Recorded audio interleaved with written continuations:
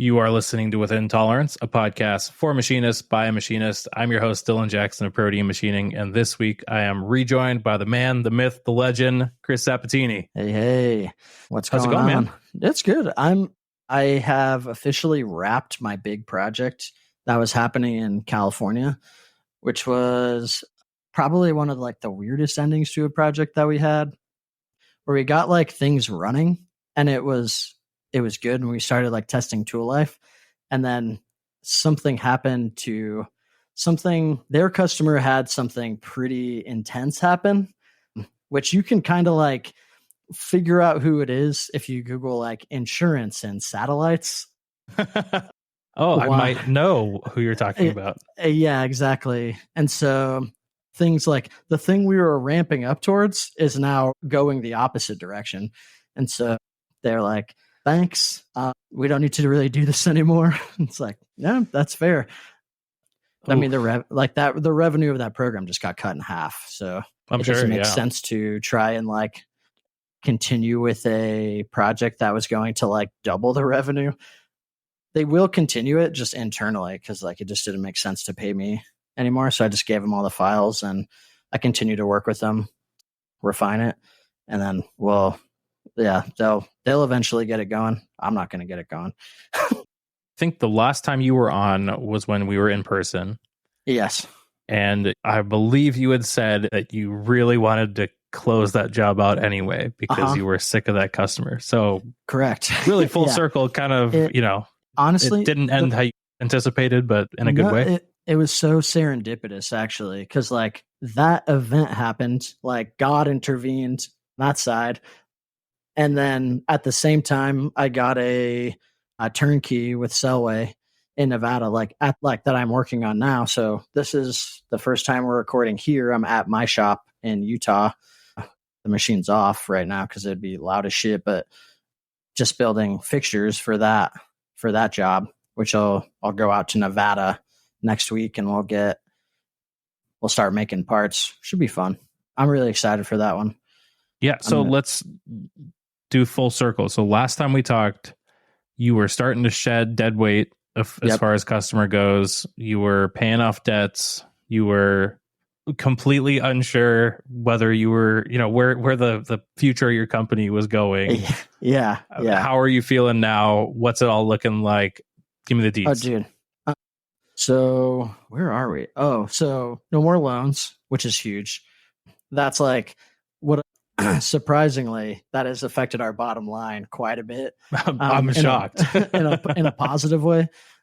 And so, yeah, I effectively ran all of our work down to nothing intentionally. And at the as we hit zero, I landed this turnkey with Selway. So now we're going back positive again, but with one thing only. So now I can get back to being effective, which is we weren't effective because it was in a cash flow crunch and trying to do way too much. And so it's working 100-hour weeks. What do you got? Maybe 40 of that is maybe 40 is productive, and 60 of it is just brain dead nonsense. And yeah, so it's been nice. It's been really nice. Future of the company. We could probably get into. Are we gonna talk about the book? By the way? Yeah, I figured we'll do updates on both sides first and kind of chat about that, and then we could talk about part of the book stuff. At least. Yeah.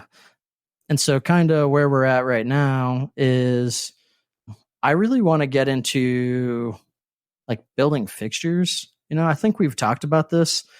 It seems to be a problem that plagues contract manufacturing specifically. I guess medium to large size companies that have all these work centers and they get parts in, and then all of a sudden they have their ERP system and it's very well designed and working, and so every work center is full, and it's oh, we have to make this part, let's schedule this part. It's yes, but that part is actually two pieces, not one, and each one of those pieces requires a fixture or multiple fixtures. And then where does that get? That just drains resources, programming resources and machine resources and things like that. And that kind of slots into the business that we have now. Like all the shit we machine is fixtures only for the most part. And this is like value add for our customers. And we can, because like our machine at the moment anyway is a bench player, we can just kind of start firing those up and using like that to like fill the gaps between projects. And then in addition to that, we're going whole hog with training, like really hard with the training stuff. The guy that works for me, Chris, he is kind of like taking that and running with it. And we've kind of discussed like how that looks, because like he's like really gonna own that. And like I think I texted you about this very recently. I've been texting like a few people about like helping us like beta test the training documentation before we go like super live with it, because we don't want to spend like months and months and months like developing a program and then be like, all right, we're ready, and then stumble initially. So right. The last thing you want to do is fumble that first offering. Yeah. So and I never responded to you on air. Yeah. Yes, I will definitely help you do it. I meant to respond to you. Today has been hectic, like I told you. It's kind of funny because like you were working on the thing that I was like, hey, can we help? What do you think about this? And you're like, I'm doing that. Yeah. It's like, this has been my day to day. So yes, I can. Yeah. And so it's just like really, I'm just hitting up like a bunch of people who like either I know need the help, or people that I like trust their value and they're like, I value their input, like you. And like, I think I reached out to like Easton and stuff. And like, we have been doing this. Like I was just in Memphis with one of the guys who listens to the show. His name's John Mahon, works at Elite Medical. And like we had, I think he's like big 5-axis guy, cool handle. And we had a good, like, that was pretty successful. Like we were able to like together write a couple of really cool macros. Like one was for the Haas. I mean, you could adapt it to anything, but it was based around the Haas specifically, which is if you like go into like the deprint function on a Haas, it defaults. Well, it doesn't default, but like you deprint to the control, a file on the control, and you get to like tell it what that file, like where that file lives. And so make a folder, tell it like call the folder tool life, and then you like you just highlight the folder and it's like press F3 to deprint, and then you hit that. So when you deprint, just like deprints to that folder, keeps like one running file. And so we added to the tool break macro, if the tool breaks before it alarms, it will record all the tool life to the file, like what the tool was, what the date was, what the time was, and how many cut hours it had on it. And then it throws the alarm, which is like very simple, but very effective. Yeah. Well, I mean, that's like half the battle when you're trying to figure out tool life is tracking it. Yeah. Like, I feel like a lot of people, go to Excel or something like that, but that still requires your intervention of like, okay, this broke at this time and I have to go back to the control and yada, yada, yada. Whereas like the way you're doing it now for him is like completely automated. Yeah. And the best part about it truly was like, it was his idea, he's like, can we do this? And it's like, sure, I don't see why not, and then we just built it together. We're in the conference room and we like banged out what we thought it would look like. And then we put it on the control and tried it, and it didn't fucking work the way we thought it was going to. And so you go through the process of, okay, what do we need to do to make this work? Right. And then the other one we did, which is like very impactful, because like they make a lot of bone plates, like a lot of bone plates. And like the most critical dimension is the thickness. And like they have a couple like automated UMCs, and they in some cases have made a ton of scrap because of that dimension being out. And so we wrote a macro that is like fairly universal to the part family that will like kick the table at an angle so we could actually probe it, because like they're kind of concave, like does the math to see what the actual thickness is, and then based on what the thickness is, it will either alarm out or no, it never alarms out. It adjusts the tool always. Well, not always. If it's like good in a range, it just moves on. But if it's like a little too big but still a good part, it'll adjust it down to nominal. And then and then keep going. And if it's like way too big, then it just adjusts it down and it'll recut it. And then if it's too small, it'll adjust it up and then kick the pallet out and then fire in the new one. And like it's pretty simple macro. Like the worst part about it was because we had to kick at like 8 degrees to be able to get the thickness. Like now you're doing a little bit of geometry because like you find a straight line distance, but the part is actually like this at a like, so you find the hypotenuse of that, and it's like, and then make the decisions off of there, and then verifying because like it's only a couple thou or whatever. Like we just put a bunch of blue sharpied the part and like just had the probe a bunch to like rub away, and then mic'd it in those exact spots to be like, okay, we're getting what we think we should be getting here. So our math is correct. That's smart. I like that. Rubbing away the Sharpie with the probe tip. That was a Zap original. Yeah, that was our like kind of first foray into probe training, and it went really well. And we're probably like right now, Scoob or Chris O'Brien, the guy who works for me, he's like just really making a lot of like documentation and like a curriculum more or less. And so it's a little more structured. So we'll probably talk to John, be like, hey, do you want to give it another whirl once we're ready? And he's like, absolutely. And so we're probably looking to like hard launch it at the beginning of the year is what we're looking to do. But like over the next coming months, like we're going to be trying it out with a handful of people.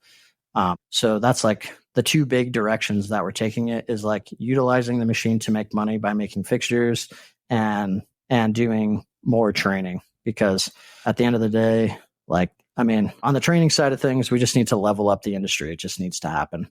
Right. And like, I prefer to do like one-on-one specific training, like training that's specific to your problems, as opposed to like very generic training. Cause like sometimes you go into those and like you get a little bit of something, but it's like you're catering to all skill levels. And so I like half of this didn't mean anything to me because I already knew it. Except for like this one little tip, like beginner tip that I haven't done. That's like more of a quality of life thing than anything. And then like you get that sliver in the middle that's fucking gold, and then another bit that's like that this doesn't apply to me at all, right? Type of stuff. So like we're really focusing on customer specific training, and then in addition to that, like I posted in the Discord, and some people have seen it, which is that Excel file that has like Haas system variables, Fanuc system variables right now, and a bunch of other stuff. Like the long-term ambition of that is to turn that into like a wiki, so that it's like a lot more digestible. But that's just a whole fucking project in and of itself. Yeah, you know? Seriously. No, but it's super nice to see all of that in one place. Like I've never seen that much probing macro data in one place. It's dumb, right? Like it's so fucking stupid. It pisses me off. Like, and that's why we did it, because it's like we write it all the time, and it's like, well, I go here and I go here and I go here, and it's like I know where to go, so I just keep doing those same things over and over again. But now it's like, oh well, I'm going to show somebody how to do this. I'm not going to be like, well, you need to use these 5 different websites to build this, to like go do this, and then like these 2 different manuals, you also need those. Like, wait, no. Like this isn't useful for anybody to go about it that way. So just trying to consolidate it, and it's a mess. Like it's just so much information, and it's just kind of like in your face, but it's a start, you know? Yeah. So it's heaps better than anything else out there. Like, yeah. Like you said, might not be saying a ton because of how disjointed the rest of the industry is, but it's still way, way better. Yeah. Yeah. And like, I plan to like put like more brother stuff in there, Akuma stuff, like Heidenhain stuff. Finding Heidenhain information is like hard, which has been like kind of crazy, but like I'll get it eventually, and we'll make it good. Yeah. Heidenhain seems like they kind of put up a wall to any kind of, like they're like, you can run a simulator on your computer. Here's all the manuals, but like, past that, you got questions. Good luck, man. Yeah, it's like, how much money you got? Right. Like, Exactly. Yeah. and you're like, oh, okay, cool, sweet, thanks. Like, when they're like, yeah, the industry, we're gonna help them, and then you're like, so do you want to help me help the industry? And they're like, fuck Nah. you. Yeah, yeah, Yeah. But the fixture side sounds really cool too, because I know we had talked about some custom fixture prices that you had seen from other vendors, dude, and it was absurd. just astronomical. Like, asked me to guess, and I guessed almost a full order of magnitude less Dude, than what it was. I was playing that game with like everybody who would fucking play it. Like, what do you think this costs? And it's like nobody guessed anywhere close, right? And it's like, yeah, yeah. And they're like, well, I mean, I think somebody got like guessed like maybe like within like $15,000, which kind of also gives you an idea of how much that costs. And When it's that's like, close, but still not that close. not, yeah, it's like you're off by a ton. Oh. And then I guess I will say this. One of the funny things that happened, which we've talked about, is like I got kicked out of a shop for the first time ever. You got to tell this story, because it made me laugh. Like, it cracked me up. And like, it's because like we had been chatting for like a couple days, like, and he brought me in for like, and actually like I've been chatting with these guys since like February about this gigantic project. It's massive, like $4 million worth of equipment that he's going to pay cash for, which is absurd. And like, it's like making all these systems, these kits essentially, that each one has like 100 make parts that vary anywhere from like a 2-axis lathe to like the biggest horizontal I would have, or 5-axis I've ever worked on, because the castings are like a meter long or something. And then there was engineering work, because he's like, these things are weldments and I want them to be casting. Can you guys do that? And it's like, sure. And it was just like, it would have been the biggest project we ever did. And we were chatting about that. And like, I texted you, like, one point I was like, am I a fucking signature away from getting $1 million project right now? Like, this is fucking crazy. And they're like, yes, but we want to do this other project first. And it's always like, oh, I see. You just see the writing on the wall. It's like, oh, got it. The other thing is probably vapor. yeah.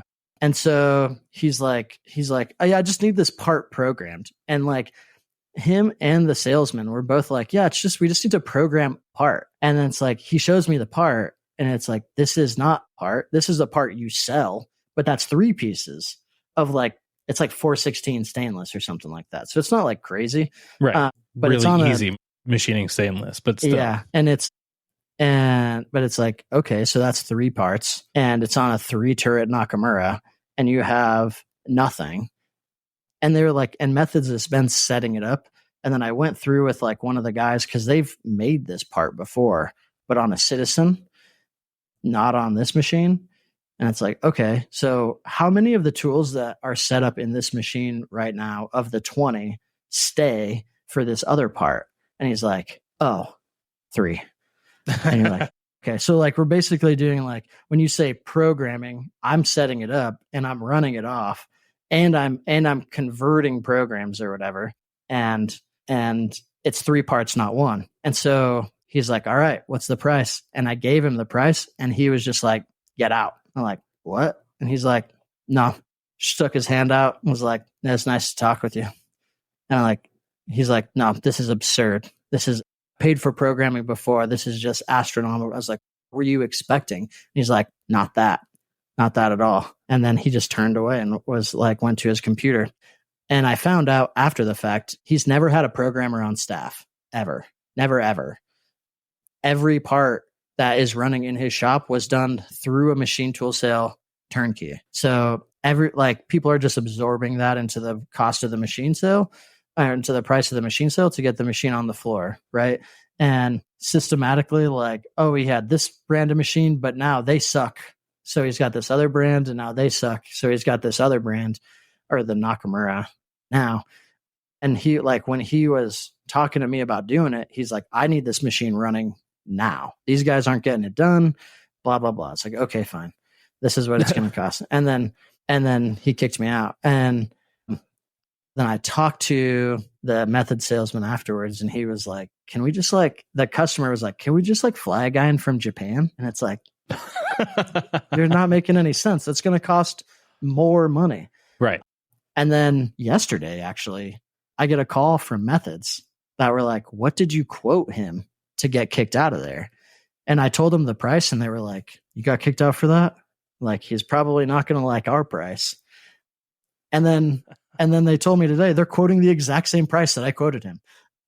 And they're like, oh, we figured you were like in the 6-figure range. And it's like, no, like it's a reasonable price for what, I mean, to me anyway, for you told me it, and I was like, yeah, that's the cost of doing business. Like, what are you talking about? And so like they're like, we're going to hold off on presenting it because we want some time to pass before we present him with the exact same number in a longer timeline than what you would have done it in.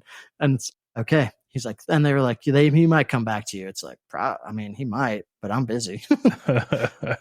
They should just start their presentation with like a slide that says like Zappettini, but slower. Yeah.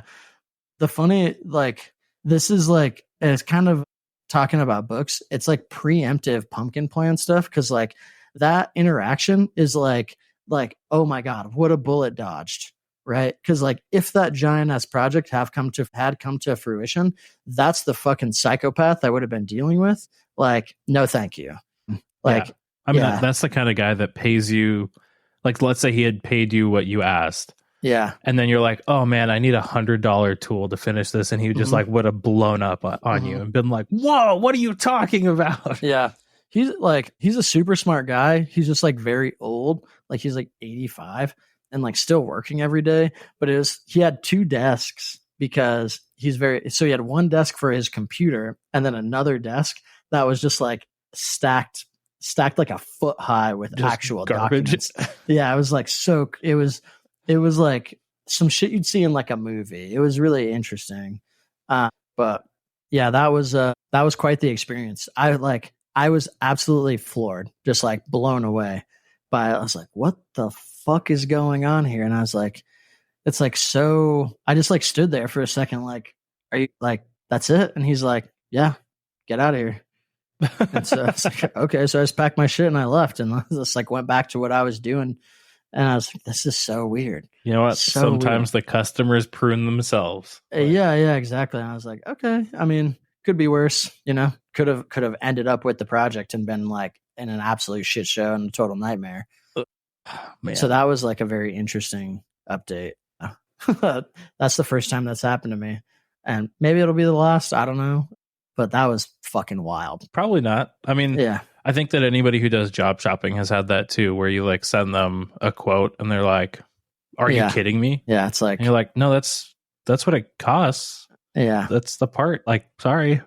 I like when people are like, hey, I want you to do this. And you're like, okay, well, here's the price. And they're like, well, I don't want to pay that. And it's like, okay. Like, then you don't want me to do it. Yeah.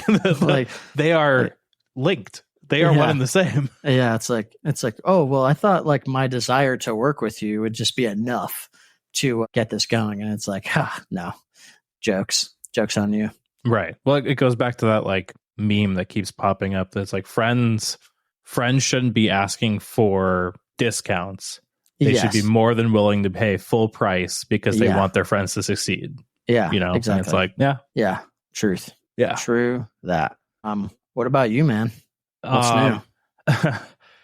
Busier than ever. Yeah. Continuing. I mean, since the last time we talked, it's just been nonstop. Started offloading some stuff like shop projects. Like I sent the trunnions to get finished by Jax. Mm-hmm. Those at some point should be here, which will be awesome. 3D printed that one and showed it on Instagram just to check clearances, and everything was fine. Because having one made for Easton as well as for me. Nice. Because he's got the same laying plate on his 4th. Yeah. And in talking with him, he was like, did you ever check clearances and stuff? Or somebody else on Instagram saw the thing and was like, you might want to do this and this and this because of clearances. And I was like, man, I really should check. And then I checked. I was like, oh, fits in the bamboo. Like, I'll print it overnight. And like took it in, installed studs, threw it in there. And I was like, I got miles. Like, I'll be fine with like PG holders and stuff. I'll be totally fine. Well, that's out of my hair for now until it comes back in. Then I got to do the whole workflow thing. Let's see. I think 3-spindle coolant. New. Yeah. Well, that might have been done already. I can't remember if I had just done it and not been able to get it working, but you caught my stupidity there. I had hooked up 3-spindle coolant on the F600, was trying to dial in the pressure because it's just like a pressure washer based system. Yeah. And I could not get it for the life of me over like 200 PSI. And we're supposed to be seeing 435 is what the Speedios are rated to. And I'm telling Chris about this over text, and he goes, "You're checking this with a tool and a spindle, right?" I was like, "No." Yeah, you're like, I don't think I need to. Yeah, I was like, I don't think the other one. I don't think I did it with the other one. And then I go over to the S700, turn on 3-spindle without anything in the spindle, go check the gauge, and it's like 200. I'm like, I'm an idiot. And then I go and throw a tool with just like a standard collet, so it goes out the slits. Throw it in there. I'm like, oh yeah, look at that. It's working. It's over 300 now, and I turned it up to 400. I'm like, huh? Yeah, I guess that's how it works, huh? Yeah. Those like constant, like it's interesting to think about because it's like constant GPM, like it's all based on the flow, not constant, or constant pressure, not constant flow. Yeah, exactly. Yeah. No, constant flow for variable pressure, because like the flow is always the same, which varies your pressure based on the cross-sectional area of your orifice. Yes. Yeah. Okay. Yeah. Oh, speaking of that, TSC, I tried one of those cool speed coolant driven spindle speeders. Yeah. Worked awesome. Saved an hour per part on these parts I was running. Shit. Well, because I've only got 10,000 RPM and I'm doing these little. I forget that all the time. Yeah, and I'm like ball milling with a 1/32, like a fairly large area. You're not cutting anything. You're just like 10,000 RPM. You might as well just be rubbing it across the part. Oh, yeah, for sure. And so, actually, speaking of that 3-spindle setup, like it works, and I think you get a fair amount of pressure out of smaller tools, but because of the way that the cool speeds, they're basically like giant leaks. Like, so they come with a gauge and like a thing that you install the gauge in that has 4 tiny holes at the bottom. So it's blowing coolant through and then giving you the pressure with that amount of relief. So like you're on that pressure washer setup, you're only seeing about 150 at the tool. Yeah. Which on their chart is about 30,000 RPM. I programmed it for 30,000 RPM and it worked. Okay, cool. But that meant that I went from like, I don't know, like 5 inches a minute to 63 inches a minute or something. Or I guess it would have been proportional. It would have been a third of that. So 20 inches a minute to 60 something inches a minute. Yeah.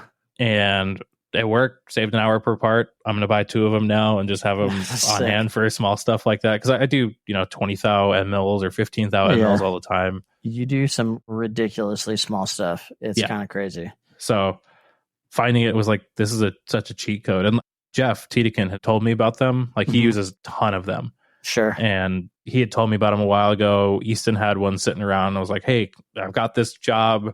It's coming back, kicking my ass in terms of time. Can I borrow it? He was like, yeah, sure. Sent me the holder, sent me everything. And all I had to do was buy the bearing packs. Because the way it works is you take 2 basically skateboard bearings. I mean, they're smaller than that, but like they look just like that.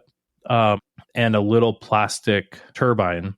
And they have this little jig that you put the bearings, like it's a bearing, the impeller, another bearing, and then you put the tool on the top and it holds it steady. And then you press it with like a press or your vise or whatever and press it through. Okay. And then you just install that thing in the body and it blows coolant past the impeller and spins it up. Like it's about as dead simple as it possibly can be. That's so cool. I fucking love stuff like that. That's just like, it's like some joker was like, this would probably work, right? And it just like, oh yeah, it's great. It's perfect.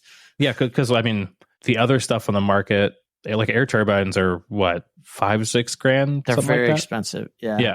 And these are, I think, about $1,000 for the full kit. Yeah. And you can tool change that thing, right? Or no? Yeah. Yeah. And like you can technically tool change the air turbine stuff, but it's like you're installing a bracket and doing whatever else and all this crazy it's stuff. An install. It's not like let me throw a tool in the tool changer. Yeah, exactly. That's really sweet. That's a good option to have there. On the opposite side of the spectrum, in terms of not success today, I was running a part that we've now had come back through the shop 3 times, never had an issue with it. And literally just as I'm going out to the bathroom. Like I just about get into the office from the main shop, and I just hear this terrible noise from my machine. I run over, hit the e-stop, and one of those Moldino thread mills that I love, I think my coolant burped or something at the same time it was running. And I mean, it's like cutting a quarter 20. Like it's a tiny ass tool. Somehow it welded enough that it picked the part up, then started welding to the holder. So I've scrapped a $800 Big Daishowa hydraulic holder that I was using for this thing. And I was like, great. That's wonderful. That is fucking wild. Oh, yeah. Like I could understand it if I was like roughing or like finishing a bore with an end mill or something, with anything that had any kind of upward force. But for a thread, mill, I was like, what? Whatever. Like the spindle sounds fine. As far as mistakes go, an $800 mistake is better than an $8,000 spindle. I'm counting my lucky stars, and I'm just like, being extra diligent about it from now on. Go to the back of the machine after I ran that part, and similar to Brad's sump the other day when I sent you that picture where it was like full of fines, this one was equally as full. And I was like, oh, that's why I ran out of coolant, because I just filled it 2 or 3 days ago.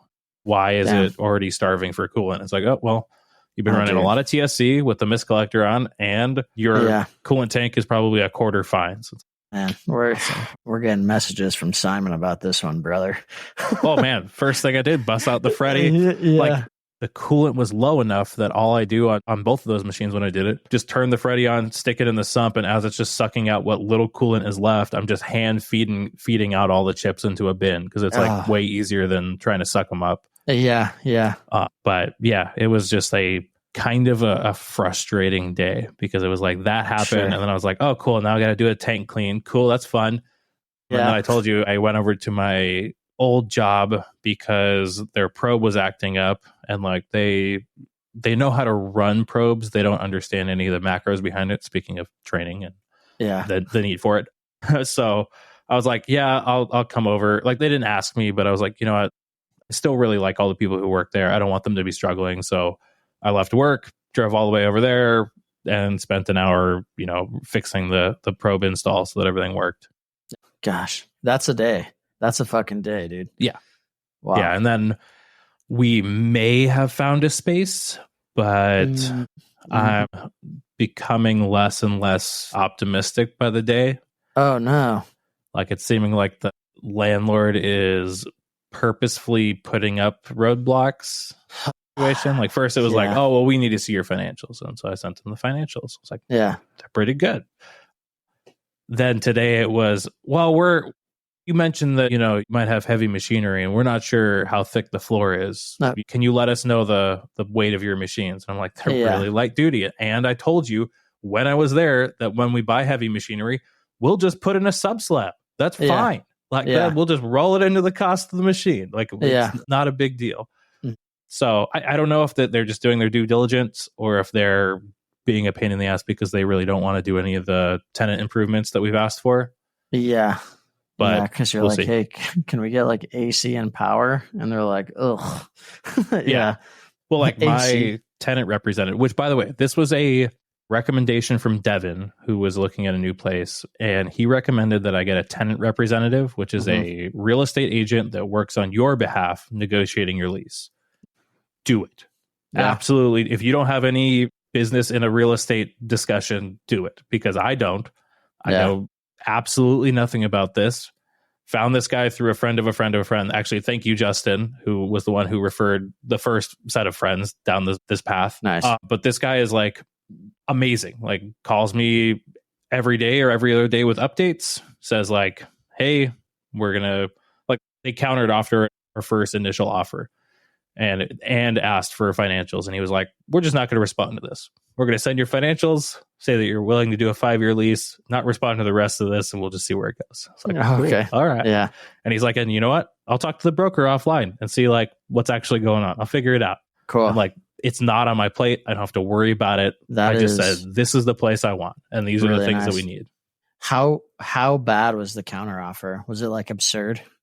Wasn't absurd. It was just, it completely disregarded our initial offer. Oh, cool. Nice. Like we were like, we want all these tenant improvements. What's the best lease, price you Yeah. can do?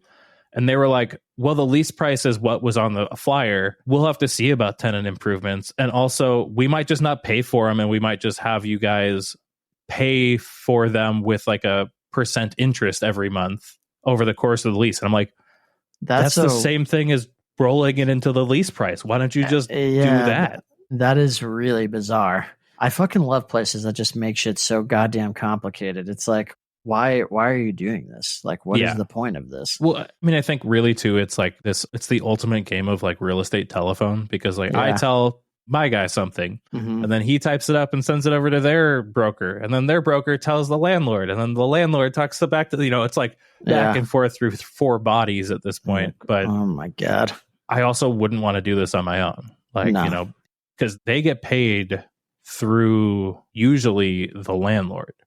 I gotcha. Like they get a percentage of the entire lease amount as their payment. Yeah. And it's like, 2 or 3% or whatever it is. But still, like, that could be, I mean, a 5-year lease is like, that's pretty good money. Oh, yeah. Yeah. It's thousands of dollars. But yeah, I'm just like so happy that Devin said something, because I would be going through this otherwise, and like navigating these waters and having to deal with these people. And I don't know what's an acceptable negotiation tactic. Like, if people ignored my first offer like that before, I would not have come back with such a measured response of like, well, we'll just ignore it and just give them your financials and see where we go from here. I would have like written a very passive aggressive, nasty email of like, well, how about we talk about what I actually told you to look into? Yeah, you dumb bitch. Like, let's go. Oh my gosh. That is so. On all the other places that you were looking at, is this the first time you've had the representative, or have you had the representative the whole time? This is the first time, because this is the first one that we've gotten serious about making an offer. Everything else has either been scooped out from under us. They have like just straight up said like, nah, or like we haven't even gotten to the point of seeing a lot of these places, because the real estate agent is like, nah, we just don't want to do that. I'm like, oh, okay. You're like, cool. This is very fun for us. I like this a lot. Yeah. And I told our representative about that, and he was like, oh yeah, sometimes they do that because they just have to like drum up people for like the landlord. Like they have to be like showing that they're doing their job. Interesting. Like, cool. And I'm like, well, you're my guy now, so you can talk to these people. Yeah. And he's like, sick. Yeah, I got your back. That's slick. That's I say like I would probably do that if I was in the business. I guess when I get to the point of like leasing a space, if I end up leasing a space, like, I mean, obviously we've been chatting, like I went and looked at that building that's for sale around the corner from my house, which is like, there's no way that's happening. I've come to accept that I just like, there's no way I can make that. Well, not no way, but the likelihood of it is very small. I would essentially need to find somebody to make good on when somebody had approached me, and maybe it was when we recorded the last one, but like somebody was like, hey, do you want to start a shop? And I was like, maybe, like if we do, it's going to be for fixtures. I don't want to make parts for people, which is like, I feel like really funny saying that because fixtures are parts, but it's just different. I don't know. Typically smaller quantities, higher tolerance, and probably not ISO or AS or ITAR or blah, blah, blah. Right. Well, and typically your customers would be machine shops, not customers. So like there's a less of a likelihood of them designing extremely stupid things. Maybe only a little bit stupid. Yeah. Yeah, exactly. Like mostly it's like, oh, this is going to hold this thing. And so like somebody had approached me about that. And then I went and looked at this and I was like, this would be probably pretty slick. But then I haven't heard, like, it was like that thing where somebody like asked you a question, but they weren't that serious about it.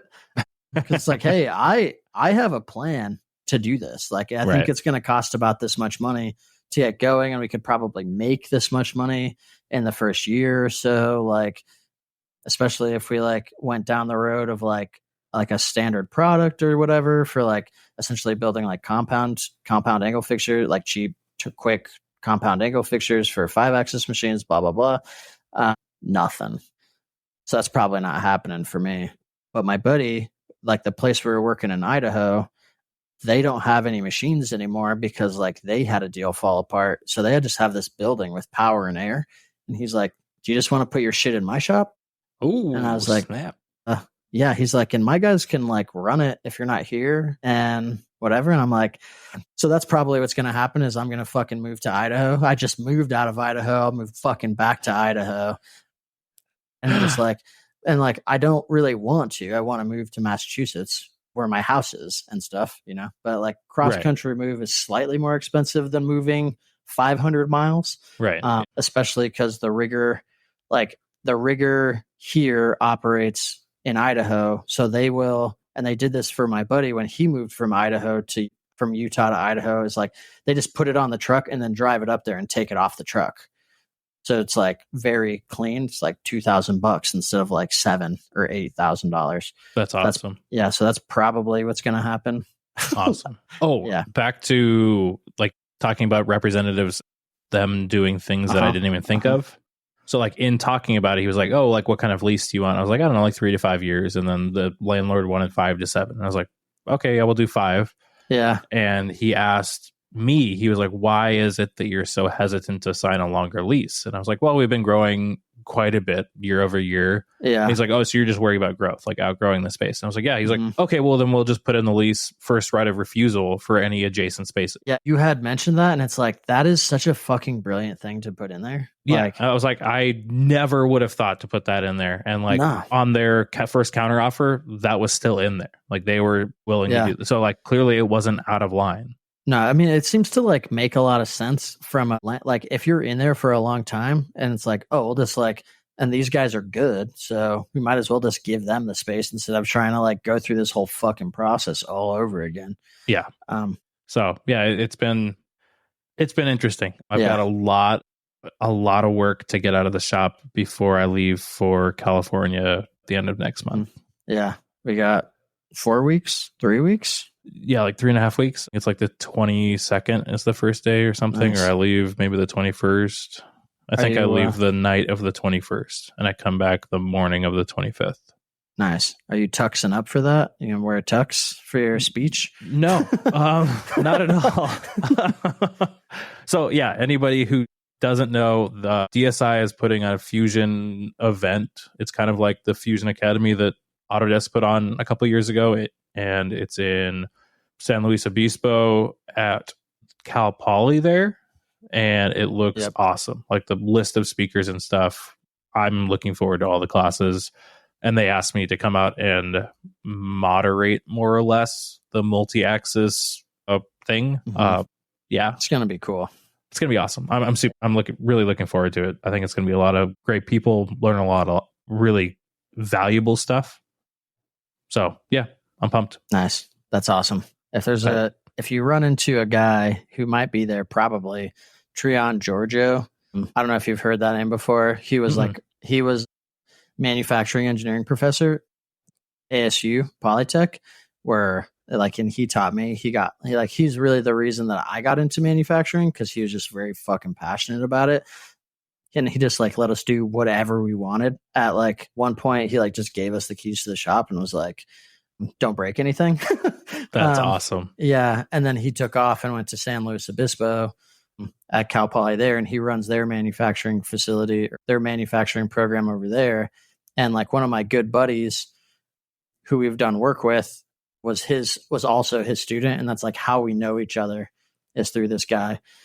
It's really cool. He's a cool guy. He's like very cool guy. I'll definitely keep my eye out then. That sounds awesome. Yeah.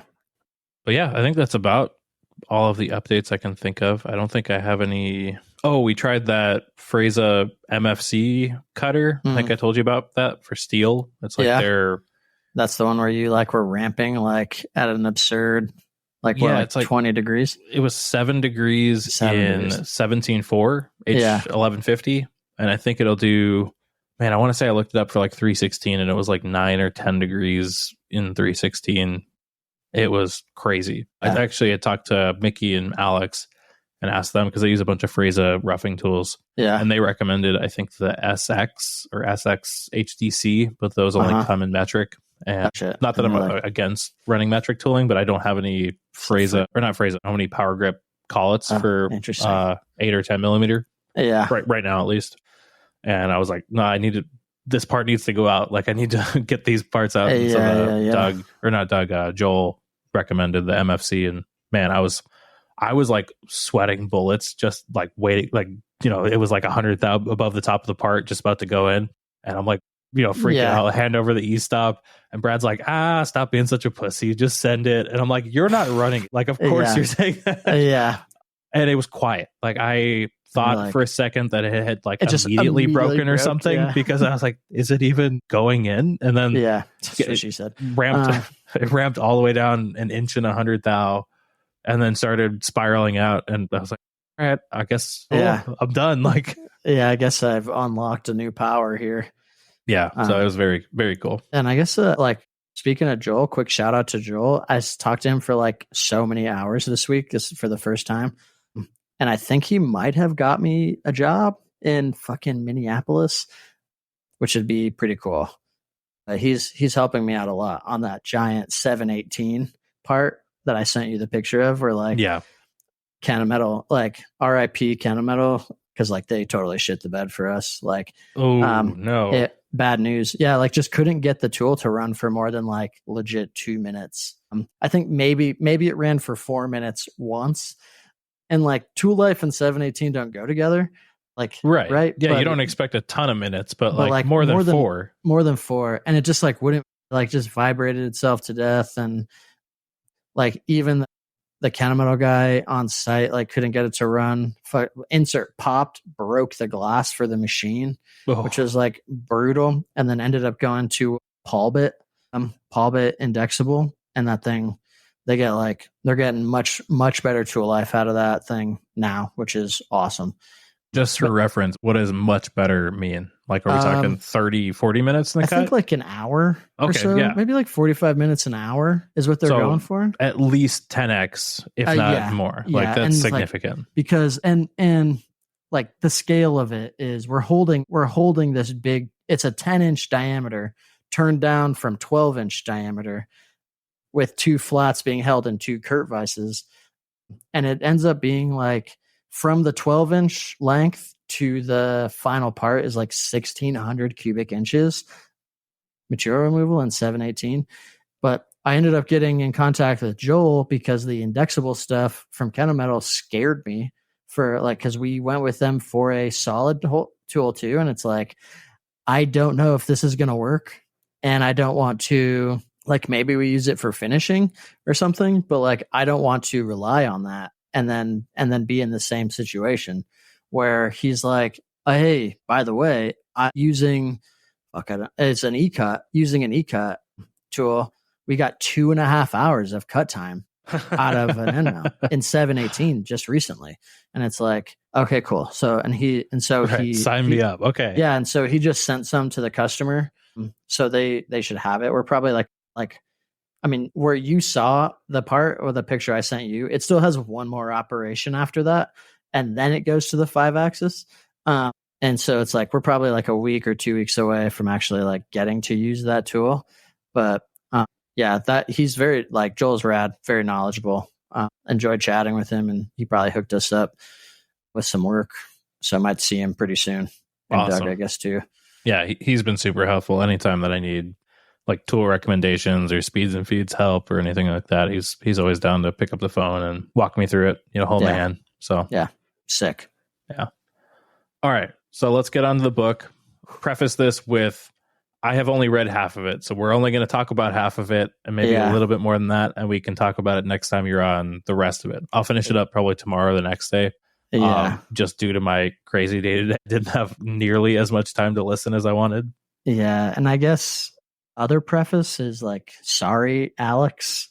I know, like, this was like, he had Alex Kern. He had recommended this book, and there are some nuggets in here for sure, but it is like one of the most batshit crazy business books I've ever read by far. Like, it was hard to follow the thread at times. Yeah. Well, so I feel like I always do this, like, critique book itself and not like the content, but or the audiobook at least. Yeah. This guy talks so slow. I'm listening to it on 1.5 speed, and I feel like It's I'm normal. listening to like a normal normal speech pattern. Yeah. But and then the other thing so far, like the beginning of the book is mostly his backstory. He talks about, who he was from like age 12 basically to where he is now, going through all of the ages, mistakes he's made, places he's worked. Mistakes. Yeah, all of that stuff. And then he gets into his principles. And like my biggest and main criticism of the book is that those are separate. Like he very often will allude to a principle in his backstory. And then in one case that I was listening to, and I even went back, he duplicated the 2 or 3 sentences both times about it when he introduced the principle. And I'm like, this would have hit me harder, I think, had been a thread through the story of like, yes. Oh, and then I was 20 and, at Harvard Business School, and then I learned this principle rather than like, here's my whole story. Here's why you should listen to me. And then also here's all these principles. Yeah. Yeah. It's like, I didn't know it at the time, but this is what I was doing. And this is what I was doing then, and blah, blah, blah. And it's like, and so I started to write those things down, and like things that stuff would come into play. And like, there are things I really like about what he was talking about, like the idea meritocracy thing, which is kind of how I run my business anyway. I mean, right now it's just me and one other guy, but when it was 4 of us, we would talk about stuff before like doing anything crazy, like get some input from everybody. And it's like, I will weigh their opinions and everything based on like my own feelings. But it's like, and so it's not like everybody got a vote. Like he was saying, it's not a democracy. It's an idea meritocracy. So like, I'm going to take your feedback and do something with it, which is also like, I've seen that go wrong also, which is like a CEO will sit everybody in a conference room and be like, this is what I'm thinking. And you're like, and then everybody in the room will be like, that is a objectively terrible idea. And he's like, okay, cool, I'll think about it. And then you come back and it's like, anyway. And we do it anyway. And then 6 months later, he's like, guys, that was terrible. You guys suck for that. But I got the answer now.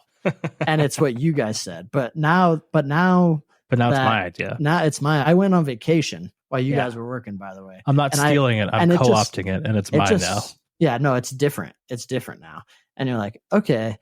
I mean, he's obviously like a really fucking smart guy. He's like super intelligent, and he like made a lot of very good decisions when the time was right. Like some of the things he's talking about, it's like, you just can't replicate it because it's like, it's burgeoning technology that like you could replicate it, but you just have to be like watching stuff. But he's like, at the dawn of computers and being able to like build like algorithms for the first time to track the market. Like, it's like, it's so unrelatable in certain aspects, like where you're like, I don't know how to relate this to what I'm doing. Yeah. I mean, to be fair though, like, yes, it was right place, right time, but to make so many of those in a row. Yeah. Because it's like, we were the first ones to like create trading algorithms. And then we were the first ones to go into China and do private equity there. And then we were like the first ones to do like many of those like consecutively in a row, like to make him, what do you say? Like 8th richest person in the US or 5th? Something like that. Like that. Yeah. At the time clearly, of publication. The guy is like a genius. And I feel like the way he both plays it up and downplays it in the book is really bizarre. Like he's like, yeah, I'm like a genius, but like, not really. I'm kind of stupid too. And it's like, oh, okay. Yeah. He's like, but also along I with fucking crush, and all I do is crush. And my mistakes aren't actually mistakes because I'm just fucking crushing for breakfast, lunch, and dinner. Like, all right. The radical candor thing, that was another thing that was very interesting. I think I really need to work on. And some of the examples he gave on it were so unhinged. Like I could see why some people hate him. Like the one that stuck out to me was his esophagus cancer scare. Dude. So for those who haven't read the book yet, this guy goes to one doctor and it's told, oh, you might have esophagus cancer. This is really bad. Here's what I think you should do. And like he gives him a plan. And rather than like, he says in the book, like, well, obviously, because I love learning and because I love exploring ideas, I want to know what other doctors will be. So goes to another doctor.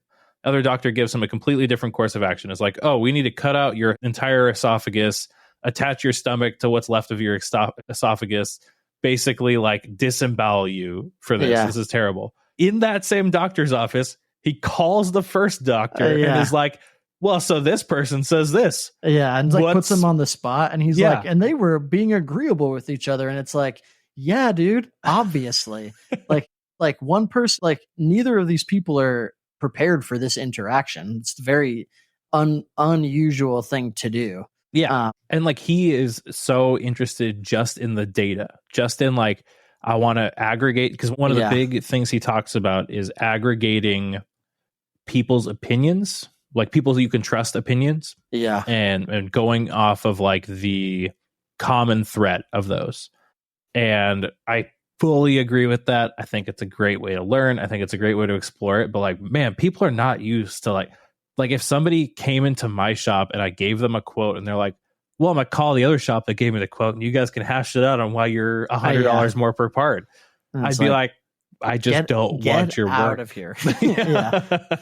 Like, go away. Yeah. Please just leave here right now. Yeah. A lot of the radical candor stuff, I think that I could really do better. Like, I think that I do shy away from confrontation, or I view discussing, I don't know if I view discussing viewpoints as confrontation, or I just know that other people will. And so I try to avoid it. Yeah. Like, I try not to step on other people's egos when I know that they're going to get their ego involved. Yes. Yeah. Because it's just like, and I mean, a lot of that is like mood based too. If like you're not if you're not ready for that type of interaction, you're just like, I don't want to do this. Like, I just don't want to deal with this right now. But like, yeah, it is like, I mean, from a business perspective, like, I mean, it just kind of goes back to like almost every one of these books, which is just like, hey, if you communicate effectively, things are going to go well for you.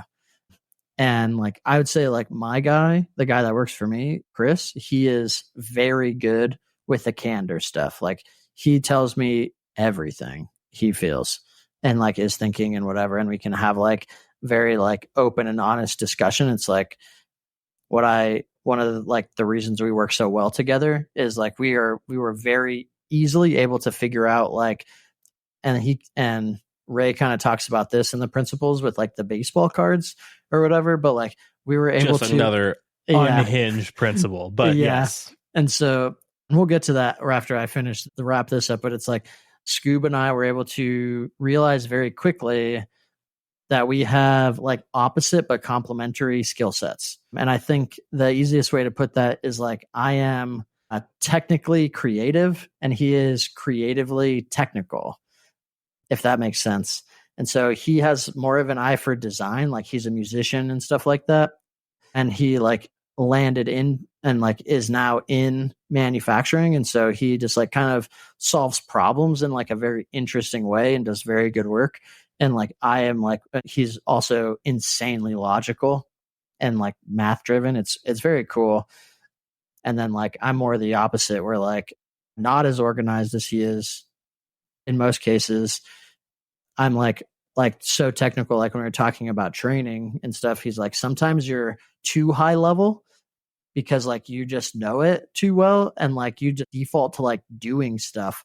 And like, I'll think I'm teaching sometimes. And I like, so like when I was with John, I'm always like, is this working for you? Like, I need you to tell me if this is working or not. Cause like I will just tell me so I can adjust my style and stuff like that.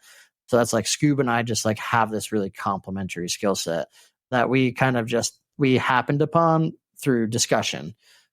And then in this book, he talked like, I would love to be a fly on the wall when the baseball card thing was introduced, because it's two things, right? It's based on Briggs-Meyer, which is like debunked science. That's bullshit. And then it's just like the most insane thing. It's like, hey, based on bullshit science, you're a big picture guy, so you can't work on this stuff over here. It's like, what? Yeah. Like, so like the whole, again, for anybody who hasn't listened, the whole idea of this is that they started creating baseball cards for their employees where they were like, this guy's good at this and bad at this. And like, as you changed, they'd update your baseball cards, but you like literally could see the strengths and weaknesses of everybody else in the company according to their managers. It's like a physical version of Jack Welch's Rank and Yank, like, Right. and he gets into like more of the data behind that. I think you might not have gotten there in the book yet, but like he gets into the data behind it, and it's like you nailed it with like him being so obsessed with data, because like it gets really fucky in the second half with what he's talking about, and you're like, this is beyond a principle, I would think, and it's like it just becomes like, I mean, and maybe that's why we won't be billionaires, because we're not like heartless monsters.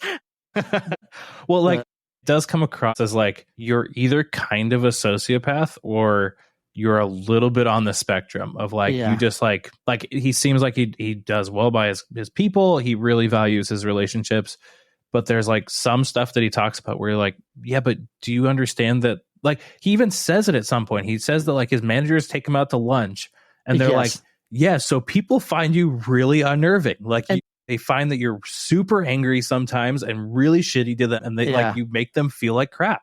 The most interesting thing about that too was how he described the presentation, because they didn't address him directly, right? They read to him that Ray does this, Ray does that, Ray, not like you. So like it was this weird, it's like confronting him without directly confronting him, like the idea of him, which is like so fucking crazy. The way it was written, I actually had to go back, because the third person, him telling about them, talking in the third person about Ray, threw me for a loop. Like I was like, did I miss something? Yeah.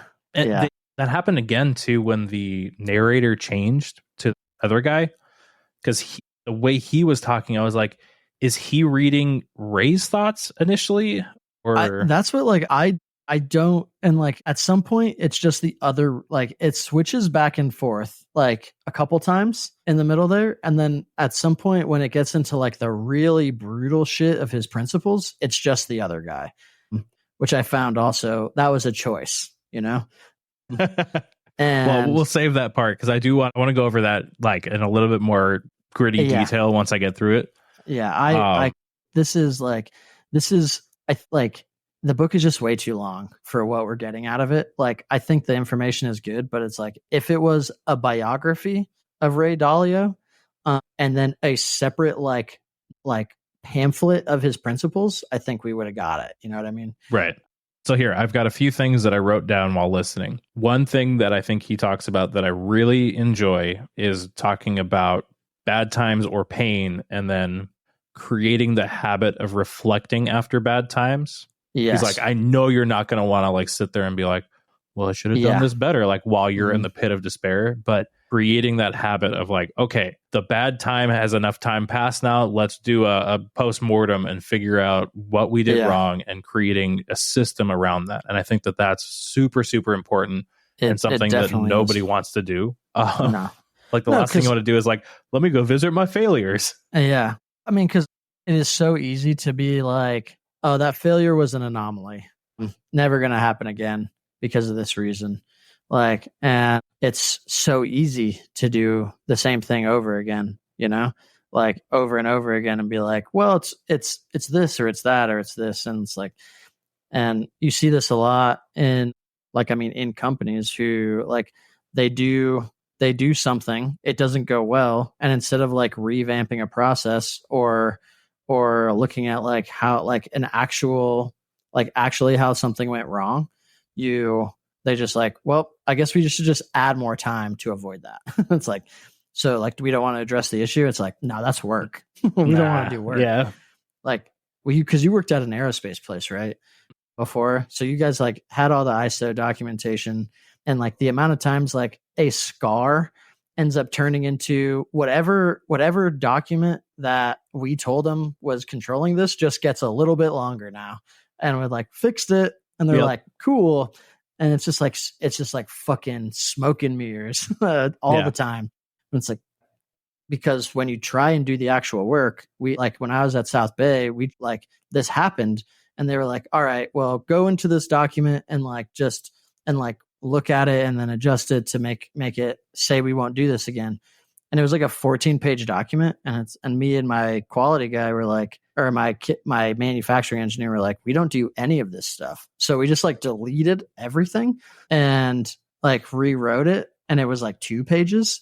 And the quality director of quality was like, you can't do this. It's like, what do you mean?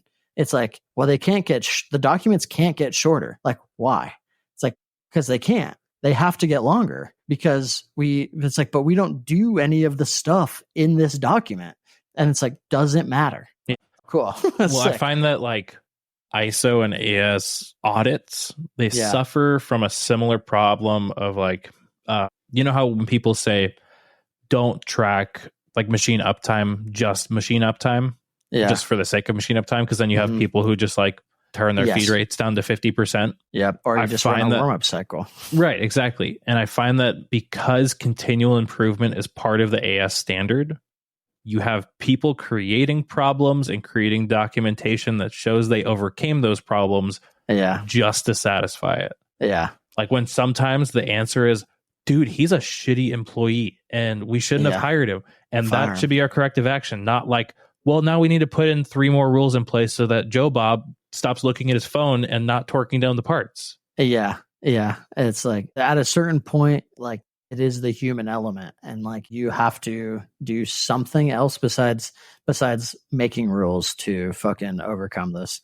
It is, So like you see it and like, I don't know. Part of it is like some companies, like if the company wasn't built with that kind of culture in mind, it's very easy to say, like for us to like, we have very small companies, right? To be like, well, this is the wrong way to do it. But it's like, most of these things are a fucking machine. Like, and doing anything is like, there's this too many checks and balances. And it's like, we'll just take the path of least resistance to move on to the next thing, to move on to the next thing, to move on to the next thing. So like, it is kind of neat that he's like, shouldn't do this. Like, and it obviously is working. Arguably, I mean, it's working for him, right? Because like he's crushing. Yeah, he's exactly. Absolutely crushing. Yeah. So, and alongside the bad times coupled with good reflections, one thing that I loved too was his idea of an error log or a mistake log. He was like, you're not going to get in trouble for mistakes, but if you don't put it in the log and we can't learn from it, that's when you get in trouble. Yes, that is money in the fucking bank. Because like in our industry, especially the old school, like, or you see it with more like in the old school guys or whatever, where it's like any like crash is you're getting yelled at, you know? And it kind of makes sense from where they were coming from, like of a different time where these were seasoned guys that like know better. So you yell at those guys because they know better. But now the same seasoned guy is yelling at somebody who's been doing it for like 2 weeks, and that person doesn't want to get yelled at again. So now instead of like they didn't learn anything, they just got screamed at. So now this person just starts hiding mistakes instead of fixing their mistakes. And that's also why one of the reasons our industry is the way it is right now is this like crazy, is this like this weird, like I'm just going to scream at you until you do better. And right. And so like, and by do better, it means like, don't make mistakes. And like, so mistakes are happening all the time. But well, and he made a point of like saying that they turned a lot of their meetings and things into mini case studies for new hires. Yeah. And like a mistake log is a perfect thing for a new hire to look at. It's like, oh man, they can just look through all of the mistakes we've made and stop, like head those off. Because like you said, there's always going to be mistakes to be made. But like that was the other thing I had written down, is that he was a big proponent of learning from others' mistakes. Yes. He's like, there's not enough time in the world to make all the mistakes. So I need to learn from other people's mistakes. And I've been doing this for a long time. Like it was funny listening to that section because like I watch like machine crash videos anytime a new one comes up. Yeah. And you know, Brad or like my wife will be like, why do you watch this stuff? Like it makes you cringe. And I'm like, well, I'm probably not going to make that mistake if I see something so stupid it makes me cringe and like sears into my memory as something horrible. Yeah. Like, and I'm not talking about like the crazy Russian death videos, but like, you know, all of like the machinist compilation ones on YouTube. It's like, I'm not going to hang a bar out of the lathe like that and watch it walk across a room. I'm not going to, all of that stuff is like learning 101. Yeah, the cool lathe ones where it's like it's rapiding really slow, then all of a sudden it's like, like everything's having a bad time. Yeah, no, that's a fantastic one. I had something for that too. Yeah, just like also normalizing the fact that you can make a mistake and not get punished for it is like such a massive thing to like building a culture around learning. Cause like, yeah, it's like, it's the fool me once, fool me twice type of thing. Like, yes, you can make the mistake.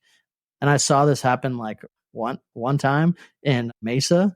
This guy, 2 brand new horizontals, and they're programmed off center of rotation, and new program, it pulled up off the part and then went to Z of 1 inch. So like just smashed into everything. And that happened on a Friday. And like somebody wanted to fire him and they're like, no, we're not going to fire him. It's going to be okay. It's like, who's the least likely person to crash a machine? Probably the guy that just crashed a machine. So we'll put him on the other one. But then he did crash it the same way. And dude, the exact same way, like exactly. And then he was out of there. He totaled both those machines, by the way. Like I've never seen that happen before, but total loss. They ended up getting they didn't even get the same machines. They got 2 different machines. But like, yeah, it's like you can, I mean, to that point, it's like you give somebody a little bit of a leash, and it's like mistakes are okay here, but don't repeat them. And that's your log. So what do you think the best way for someone like me or like other small shops that are listening to this is to build that culture? Like my first thought is like, okay, if somebody makes a mistake big enough, like I don't know if the trigger is monetary or just like, oh shit, that was bad. But my first instinct is like, okay, bring everybody over and show them the mistake and why it happened. And then be like, this is okay. This is what we're going to learn from. Let's not do this. Yeah. I'd say like turn the mistake into a discussion on like why it happened instead of like the punishment aspect of it. Oh, this is an interesting one. That's like not related to anything, but I think is kind of like not related to machining, but like a buddy of mine was telling me like his kid like ran away for a little bit. And like it was like a big scare, police picked her up, whatever.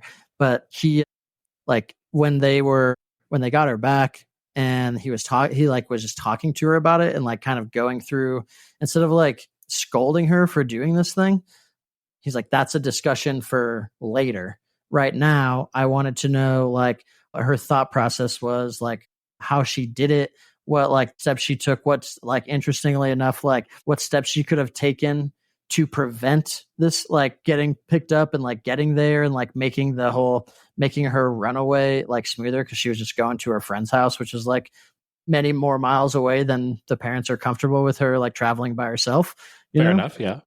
And it's like, he's like, it was like a good discussion and she got into it. And so like taking that back to the machining side, especially if it's a new guy, it's like what, okay. So like you just plowed the spindle into the table. What happened? Right? Like what were you doing? Like, is this a new part or is this an existing part? Right? Like, oh, this is a new one. Like, why were you running on 100%? Maybe next time we don't do that kind of stuff. Like, we just take it slow, because it's like that whole, and like in that instance, the smooth is slow, slow is fast, or slow is smooth, smooth is fast thing. It's like mistakes. Ultimately, trying to rush is, if you make a mistake, it's going to cost you an exponential amount of time to like what you're doing. So it's like building like the culture around like raising your hand and being like, hey, I fucked up. And like that also is that, I mean, like that is the radical candor too, just like but on the accountability side of things, and saying to yourself, like I could hide this and I might get like, but if I tell people, like there is this interesting thing that happens when like something bad happens and people are mad, but you just go, you're like, yeah, that was me. It was my fault. So like, this is what happened, blah, blah, blah. Like it kind of diffuses the situation a little bit. in like a surprising way, because what are they going to like, what is there to yell at now? And like, what is yelling going to accomplish and being upset going to accomplish?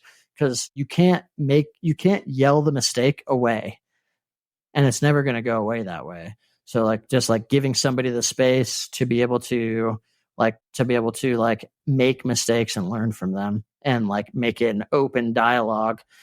It's a learning experience for everybody, including like you yourself. Like if you were to make a mistake and Brad were to come over, or Brad were to make a mistake and you were to come over, and like how you deal with that situation, like, oh, could I have handled this better so that he's not as upset, like, or Right. like shaky and shit like that. Yeah. I mean, I've made a very concerted effort that every time I make a mistake, whether it's small or big in the shop, I like share it with Brad.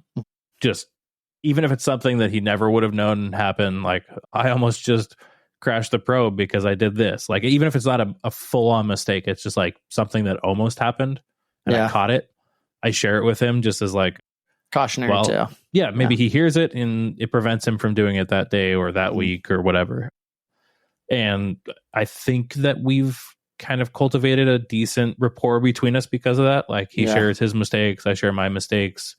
It's all good at the end of the day. Like we go home, we kind of both are there for each other when we both make stupid mistakes. Like today, when I wrecked that hydraulic holder, he goes, whatever, just buy two of them to replace the one. I was like, all right, whatever. Yeah. Cause like to a certain extent, especially like in a machine shop, when you're like grinding parts out, like getting upset in the moment does not, like, the end goal is to make parts, right? And ship parts and move forward. So like you can be upset, but like that has to be really small. Like your timing has to be just like to get over it needs to like be shrunk, because like that being upset doesn't get you towards making parts. Like who cares? Well, it's like you said, that's a conversation for later. Like, let's get you back up and making parts. Yeah. And then I can be pissed on my own time. Yeah, exactly. Like we have to, like, we can't let, and this is like also a Ray thing, which is like, and like, it is a good book. I need to like just stop and be like, it is a good book. It is a fucking slog though. And like, you have to get through a lot of garbage to get through the good stuff. But right. Like, I mean, we've been talking for 20 minutes now of like good things positives. that we've gotten from the book, but like, it is. I think it's just poorly structured. Like I really do think that if he had interspersed principles within the story, I would have eaten it up and been like, all right, cool. What's the next one? More like a Gold Rat type of book, but like, because he's got such a crazy life that it is fairly compelling, at least for the first like 2 or 3 hours of listening, which is like what, 3/4 of his backstory or something. Yeah, and you're like, okay. Yeah, it is cool. But so like, and he talks a lot about like the being pissed on your own time stuff is like just taking the emotion out of decision making and things like that, and like trying to like be more structured about it. And so like, emotions aren't going to make you, I mean, they can, right? But like emotions aren't getting you to the end goal more often than not. And I do think he kind of takes that to the extreme, but obviously like the ruthlessness is good at a certain point. Like you just have to be able to like turn it off and turn it back on when it's necessary. Which is like another thing to give him a little bit of humanity. I think one thing that I love that he emphasizes multiple times is having extremely strong relationships and focusing on strong relationships with your friends and family. Like he makes that point numerous times, and how like he's made billions of dollars and would not trade any of that for, strong, or would not trade any of his relationships for more money. Yeah.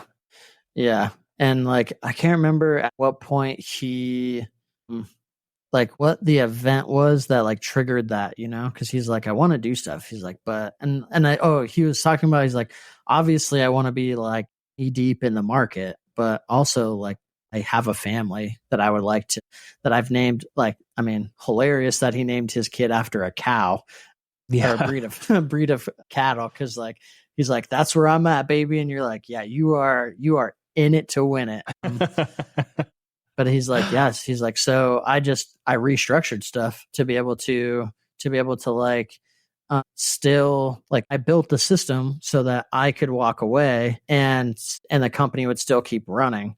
And he's like, he's like, it is kind of nice because he's like, the first year kind of sucked. Like, the selection, that the guy that we picked kind of didn't fit the role, and like the system that we thought we had in place was actually really dependent on me still, which was a problem. And so we had to rework that, and it took a little bit more time, but like now we're cooking. Yeah. And that was nice. And like, I mean, like, I can definitely relate to that, because like I'm trying to get back to a place where like I have kind of a life instead of just work. So like when I was in Memphis, like with John, like, I'd say like, yeah, we're friends now.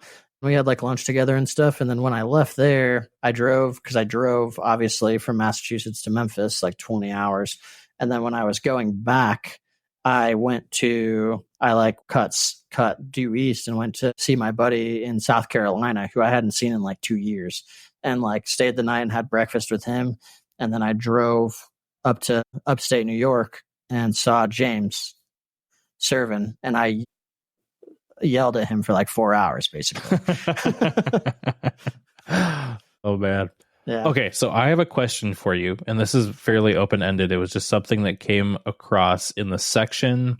I think it was right after the other author took over the first time. They're talking about how expecting, I think it's along to do with the baseball cards. And they were talking about how it's silly to expect the same thing from everyone, and how everybody is, built different and all of that stuff.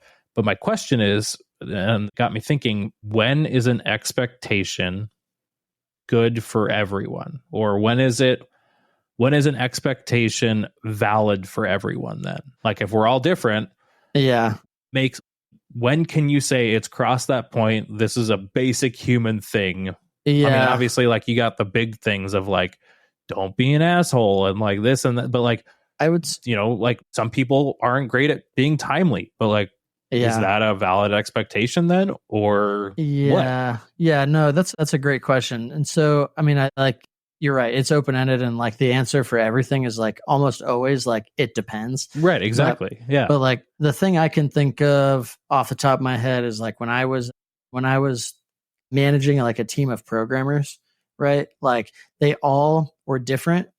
They were all very different programmers. Like their styles were crazy, could not be any more different from each other. Like you had one guy who his like documentation was like pretty poor, but like he got like any part, didn't matter what it was. He got it on the machine same day, every day, all day. It would stay on the machine for a long time, but he got it on the machine quickly, and he would make a part. And then there was the other guy, like the two ends of it, where his documentation was like insane. Stellar, always. When his Mickey Mouse was still crazy dialed in, and he wouldn't even think about cutting a chip until he was like perfect. And you just knew that about those two guys. And so I like made sure that they were working on things that were in their skill set. But the one thing that was like always like expected of both of them is that they were working from the same list. Right. Asana was how we did all of our program tracking and part tracking. So like, no matter what, that was a baseline. We always had to use that. And like the file structure, maybe like the documentation and the file structure is a different story. And there's always like a couple pieces that needed to be there. Like, and then everything extra was just a plus, but like there was a basic amount of documentation that needed to be there in the correct folders, and then everything beyond that, I could give a shit about. It's like, we just need to make parts, Okay. And so, maybe it's more about what you personally expect and tolerate. Because like for me, the example I can give for myself is like any employee we hire. Yeah. I'm not a big stickler on like, you've got to be here at 7. And if you're here at like 7:15, you're late. Like, dude, me and Brad show up. Sometimes I'll be 2 hours earlier than I normally am. And sometimes I'll be an hour late because like, I don't know, I had stuff that happened this morning. I had to answer some emails. I had a phone call. I woke up late because I was up late, stuff like that. Like, I totally understand that. And I don't work well in that environment, or, I can get by, but it's like, I feel much better when I'm judged on my productivity and not on punching a time clock. And so for me, that's not an expectation, but I guess for someone else, maybe that goes back to like the radical candor of just like, you're not a good fit for my expectations. Correct. Yeah. Cause like there are still a lot of places that are like you hear, like I hear this complaint all the time about like engineers, because I work with a lot of engineers, that their bosses are like, everybody wants to work from home. And it's like, why do they need to be here though? Like what is actually the reason for them being here? Because like if there's a reason, like I could understand it, but like you hear this all the time, or like I do, because I'm in a lot of shops, but it's like you just hear it's like, oh, everybody wants to work from home now. And it's like, yeah, they're typically more productive when they work from home and they're happier. So they like, if they're getting their work done, what does it matter where they're doing it? Like the biggest difference is that you can't see them. Right. Yeah. And you see this, like, there's a dangerous game kind of played sometimes with taking, I would say, I don't want to say like taking lean manufacturing too hard, but it's like if you consider like an employee a resource, and it's like every minute of their time needs to be accounted for, and like this person is I'm going to squeeze as much money out of this person as possible, right? So it's like the machine's not running, they're sweeping the floor, they're doing this, they're doing that, right? And like seeing an idle employee as a negative thing is like, I mean, like everything has exceptions to the rule, but like seeing an idle employee is like, I've had this conversation too, like a ton, which is like, what do you think about people on their phone? It's like, are they getting their work done? First question, period. And it's like, if the answer is yes, I don't fucking care. Right. Yeah. If like, it doesn't matter. Like, why are you going to intentionally restrict somebody because you don't like it? Right. It's because like, some people feel the need. So I've got two stories that go along with this. In my first job, and I remember specifically the day this happened, this specific day, I had cleaned all of my areas. I was running 3 machines that I had programmed and was on my phone. And I got yelled at by our manual machine shop supervisor, or like the head guy. And he went and tailed our main boss. And my boss comes over and we talk about it. And I'm like, I'm producing more money than that guy is even. And he goes, sometimes it's just the appearance of evil that matters. Yeah. Like, and like, that's the worst thing in the world. Yeah. It's like, okay, so I need to find a new job effective immediately. Right. Like, this is just not a place where I want to work, because it's like, you care about the things that don't matter. Like, yeah. And then the other one I have about that is at my last job, one point we had decided as a company, because we had like a set break time every day, but it didn't fit for everybody. And especially because people had different start times. And so they were like, okay, we'll give you 2 15-minute breaks a day. You can take them however you want. You could take them consecutively. You can take them right when you get there in the morning. You can do whatever you want. Yeah. And we ended up having to cancel the program because enough people were, every time that they thought they were going to look for someone, that person would be on break. And so they got the idea in their head that these people were taking more than their 30 minutes of break. There was no data to support that. Yeah. There was no change. There was nobody even monitoring that to confirm it. But there was enough of from the older crowd, to be fair, that we lost that opportunity because people were just upset about it. Yeah. I hate that so much. It's like, just because you're a miserable piece of shit, like, you don't need to try and make me also a miserable piece of shit. Like, just get over yourself and be miserable. Like, ruin your own life. Don't ruin mine too. Don't ruin this for everybody.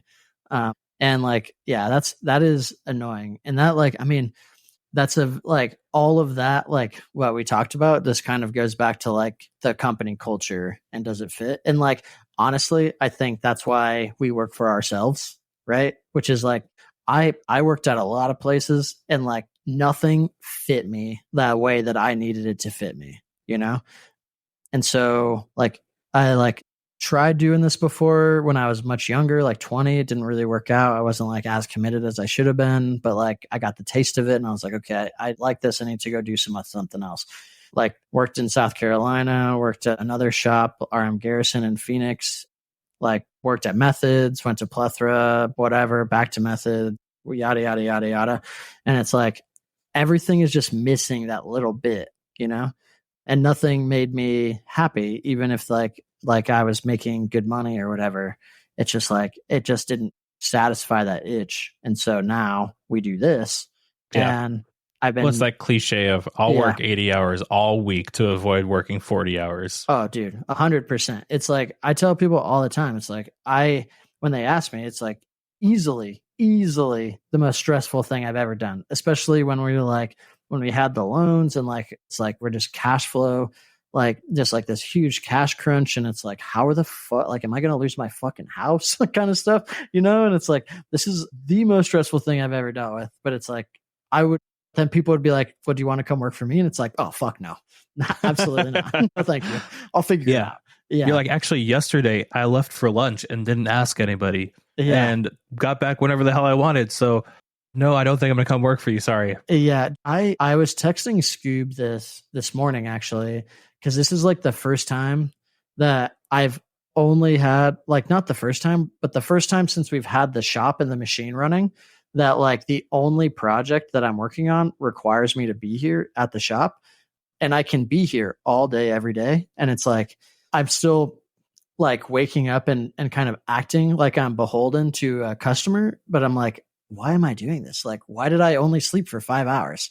You know, like that was so dumb. I'm so fucking tired right now. Yeah. I don't need to be here till like 8. And like, just in the event that UPS shows up early, like, what the fuck am I doing? And I'm like, oh, this is so cool. Gosh. Yeah. For all the stress, it's 1,000% worth it. Yeah, it is totally worth it. Like, obviously, like when people ask me, it's like, would you do it? Like, should I do this? I'm like, yes, but if you don't have like some guy who's like fresh out of college, who's like, do you think I should go consult? And it's like, for who? Who do you know? Like if you don't know anybody, like you're going to have a hard time. But anyway. Well, I mean, I have people asking me all the time, same thing, like, hey, I'm starting a shop. Is this the right path for me? And I'm like, I don't know. Like, maybe, like, I don't know your personality. Like this is super hard and it's super stressful. Like you said, like especially in the early years, man, I would regret and reconsider my life choices that brought me to this point at least 2 or 3 times a week, if not 2 or 3 times a day. Like, I was going to say 2 or 3 times a week's pretty good. 2 or 3 times a week's pretty good. Yeah. I mean, it's not easy, but for me, the benefits far outweigh any difficulties. Because brother, those highs are high. Like when you, like making, like when we do the training stuff and like being able to like, I don't know if you follow him. Like he just got a Haberly in like the Central Valley, California, Connor Manufacturing. Yeah, we were just chatting actually the other day. Yeah, he's a great dude. Hit me up. I went out and helped him, and like we got his camp lead all set up and dialed in, and like we were ripping. Like the first part, we ripped it out of the jaws because it was like a weird.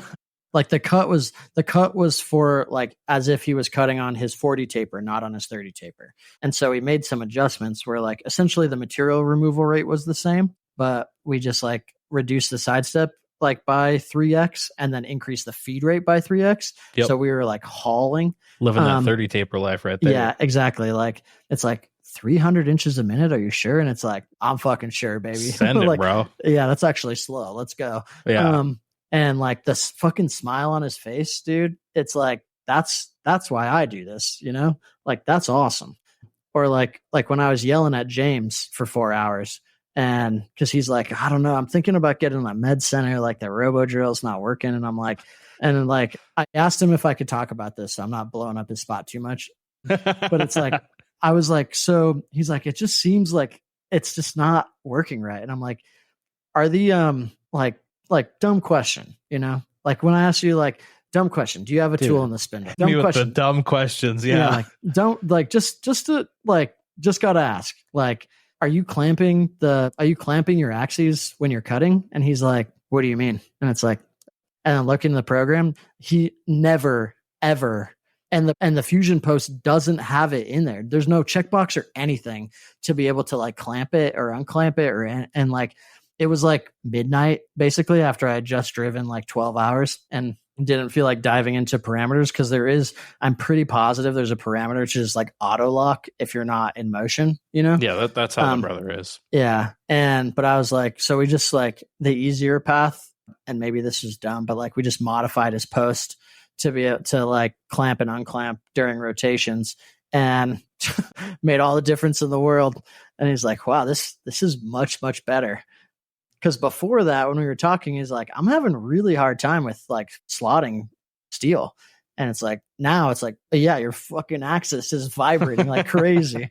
And like there's stuff's moving around. Pro tip, if you ask Zap for help and he says, dumb question, but he's about to fix your whole world right there. Just being silly. I'm just being a silly little guy over here. Oh, man. Yeah.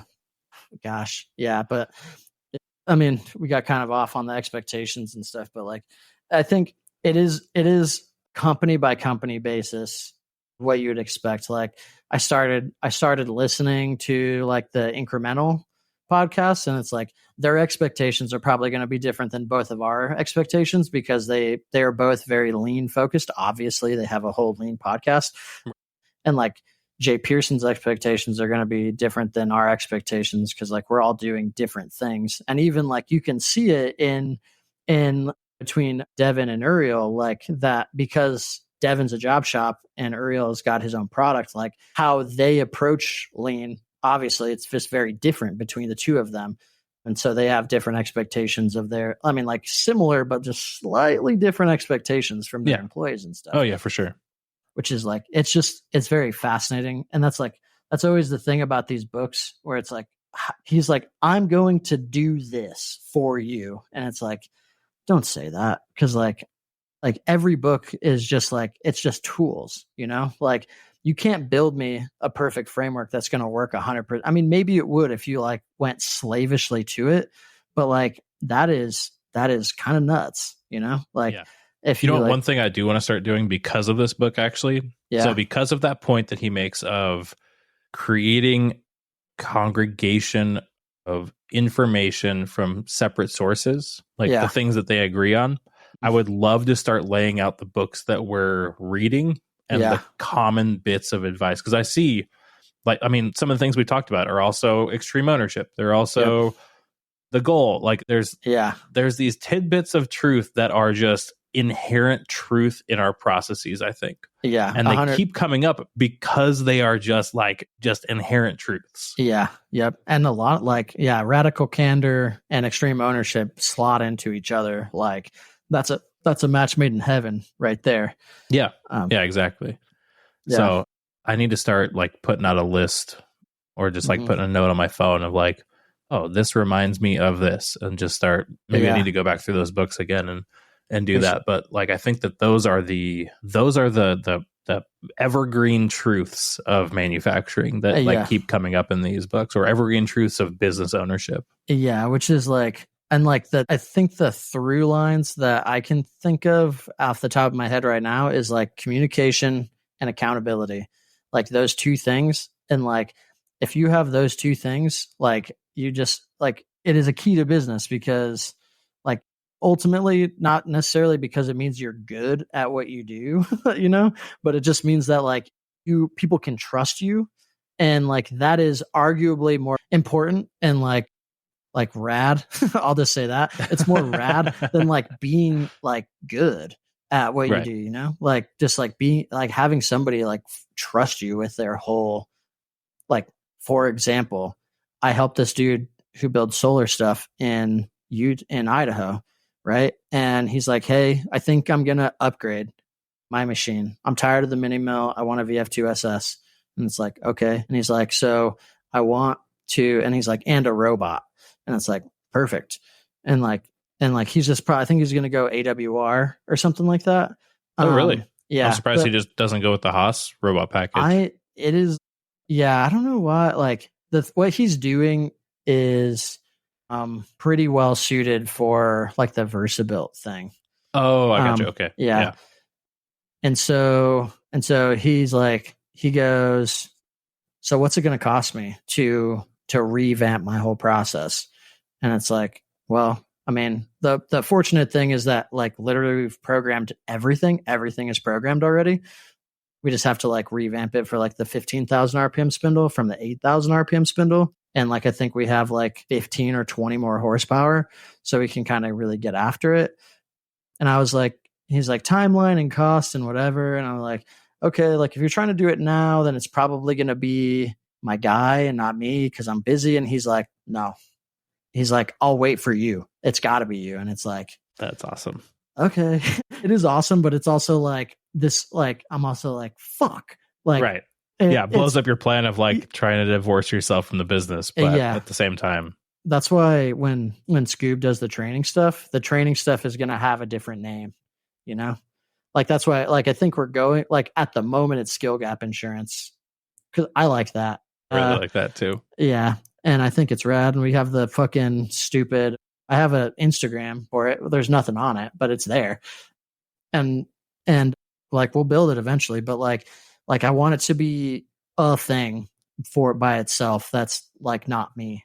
And then like when we build fixtures, I'll probably come up with a name for that or something. And then projects will be Zappettini Consulting because like it ultimately ends up being me doing it most of the time anyway. So there's that. Oh, I didn't even talk about. We'll finish up the book, and then the biggest update I totally left off was that we just completed our best project ever. Oh, well, let's just jump into that. I mean, I didn't have anything else for the book because that's kind of where I stopped reading. So we can go over the rest of it next time. Yeah, I'd say real quick, first half of the book, 6 out of 10, good information, a bit too long. But yeah, like totally like forgot about this somehow. Maybe because I've been talking, I already talked to you about it. And I've talked to like everybody who will listen is that we just wrapped up, and I posted about it. Like we wrapped up our best project ever.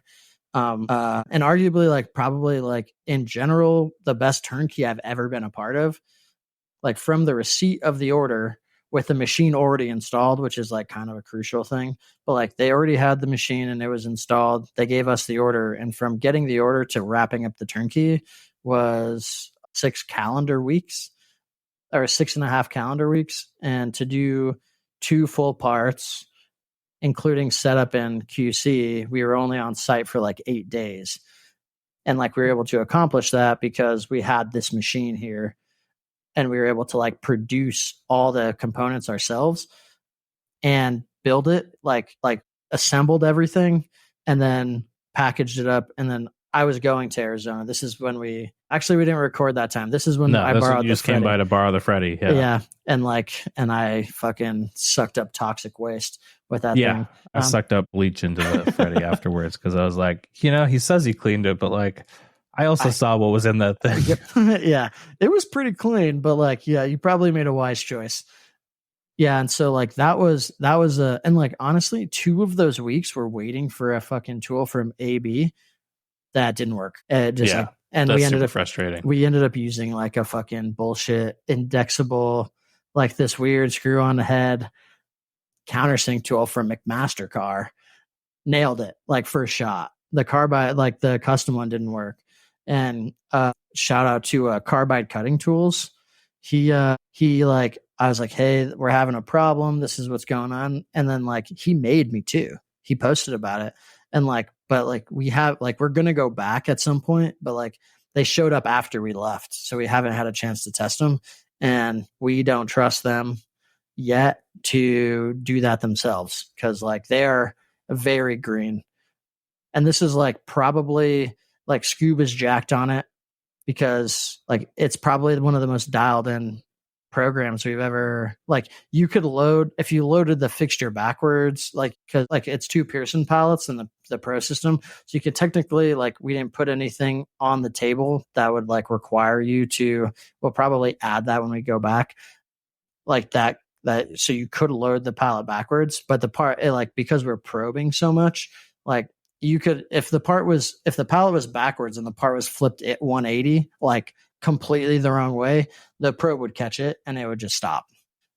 And so like it is like the most dialed in, probably one of the more dialed in processes we have, like to make 36 parts in about an hour with the 2 pallets, and then like 2 extra pallets to like just hot swap them and they can keep going.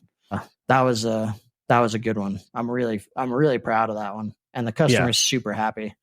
Well, it was awesome. Like it was the fruition of like everything you had worked towards as far as like having your machine and stuff. Yeah. Like you were so jacked on like, oh, I just plug and play. Like I get there and assemble and it's done. There's no like making anything. I just run it off and it's done. And it's like, this is magic. It's, and like I think like it kind of like reinvigorated Scoob too, because he's like, he was fucking amped about it because we just did such like it was just like, yeah, I don't know, it was electric, I guess. And we had like 3 of the days on site we're just dealing with the fact that like their QC department is very green and not used to like handling this volume of parts, which was like 5 at a time. They were just like, it was just because they would just batch sample, they had been getting these parts, the print date was like 1978. They've been making these things forever. And like, now it's like, okay, I need you to measure 36 of these things. And they were like, what? That's crazy. Yeah. But it was, I mean, just the beginning of it though, like from a blank table to both the Pearson pallets on the table, plumbed in, like really like we routed the tubing nice. They were all aligned.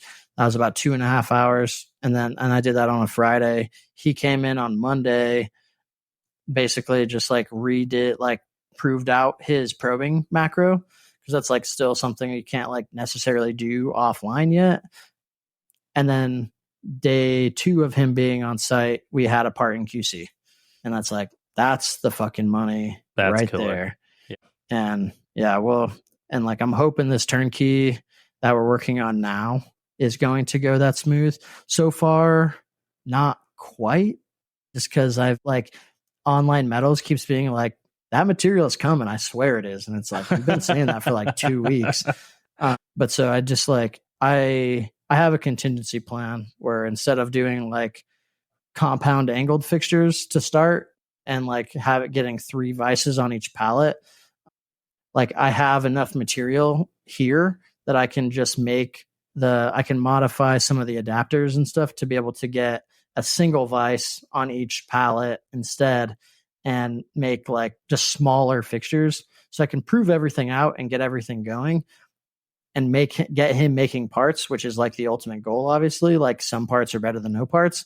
And then that takes a little bit of the pressure off. And then when the material shows up, while he's running parts, I can just get everything figured out over here. And then now that we have proven code, just basically pop the things on, mount the vices, make sure it still works, which it should because it's been running, and move forward from there. So like the machine is so clutch for us. It's like out of control. Cause like if we didn't have it, we would be so fucked not fucked, but like both of these projects become like timeline nightmares. Right. Right. Which is like massive. That's killer, dude. I'm pumped for you.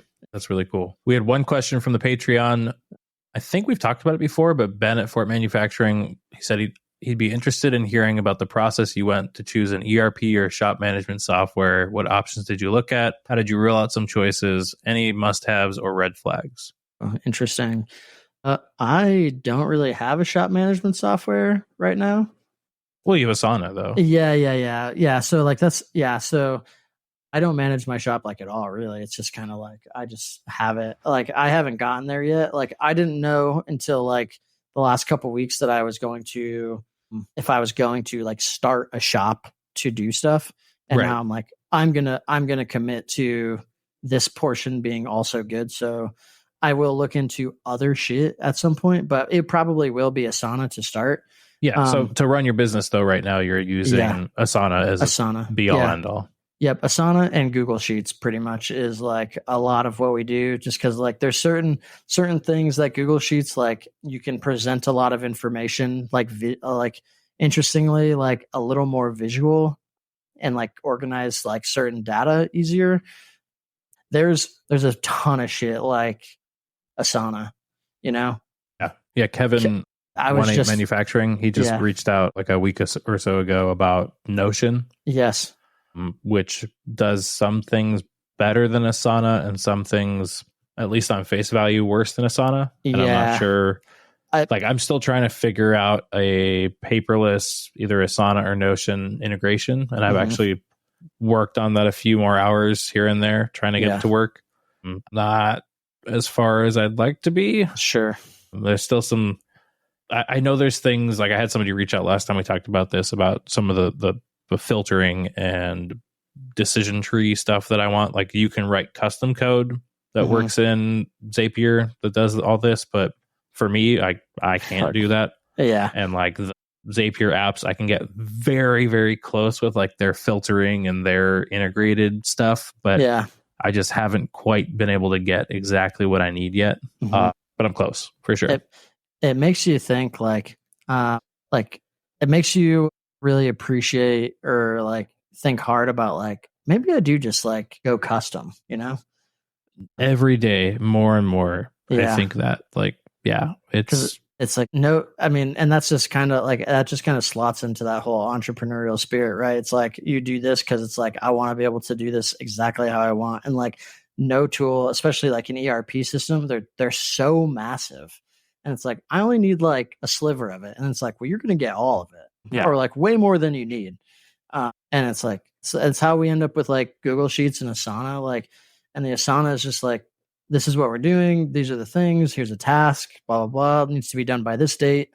Yada, yada. Here's some information, what's going on. And then like some of it ends up just like in a Google Sheet because like you can like tool lists and stuff like that. It's just way easier to organize in a Google Sheet or a Google Doc. And like Asana does have really nice integration with that. But then like there are things where it's like, I wish that the things that I do in Google Sheets, like I don't understand, like, well, very often just like have a list of parts and like it's just like a box. It's very small list of parts. These are the stages that it's in, and then a checkbox with conditional formatting that's like check, check, check, and it just changes the color of stuff as you check through it. It takes no time at all to build, and it's so clean and easy and visual. And I did that for this project that we just did in California. And they were like, can I have that? And it's like, yeah, do your thing. Cause it's just like at a glance, exactly where all 14 parts are in a very clear and concise manner. And it's like, I don't know why, like, it's very interesting that some of these other tools that like are expensive and like designed to do this thing don't do it as well. And you're like, come on, you're so close. Like you can almost give me this.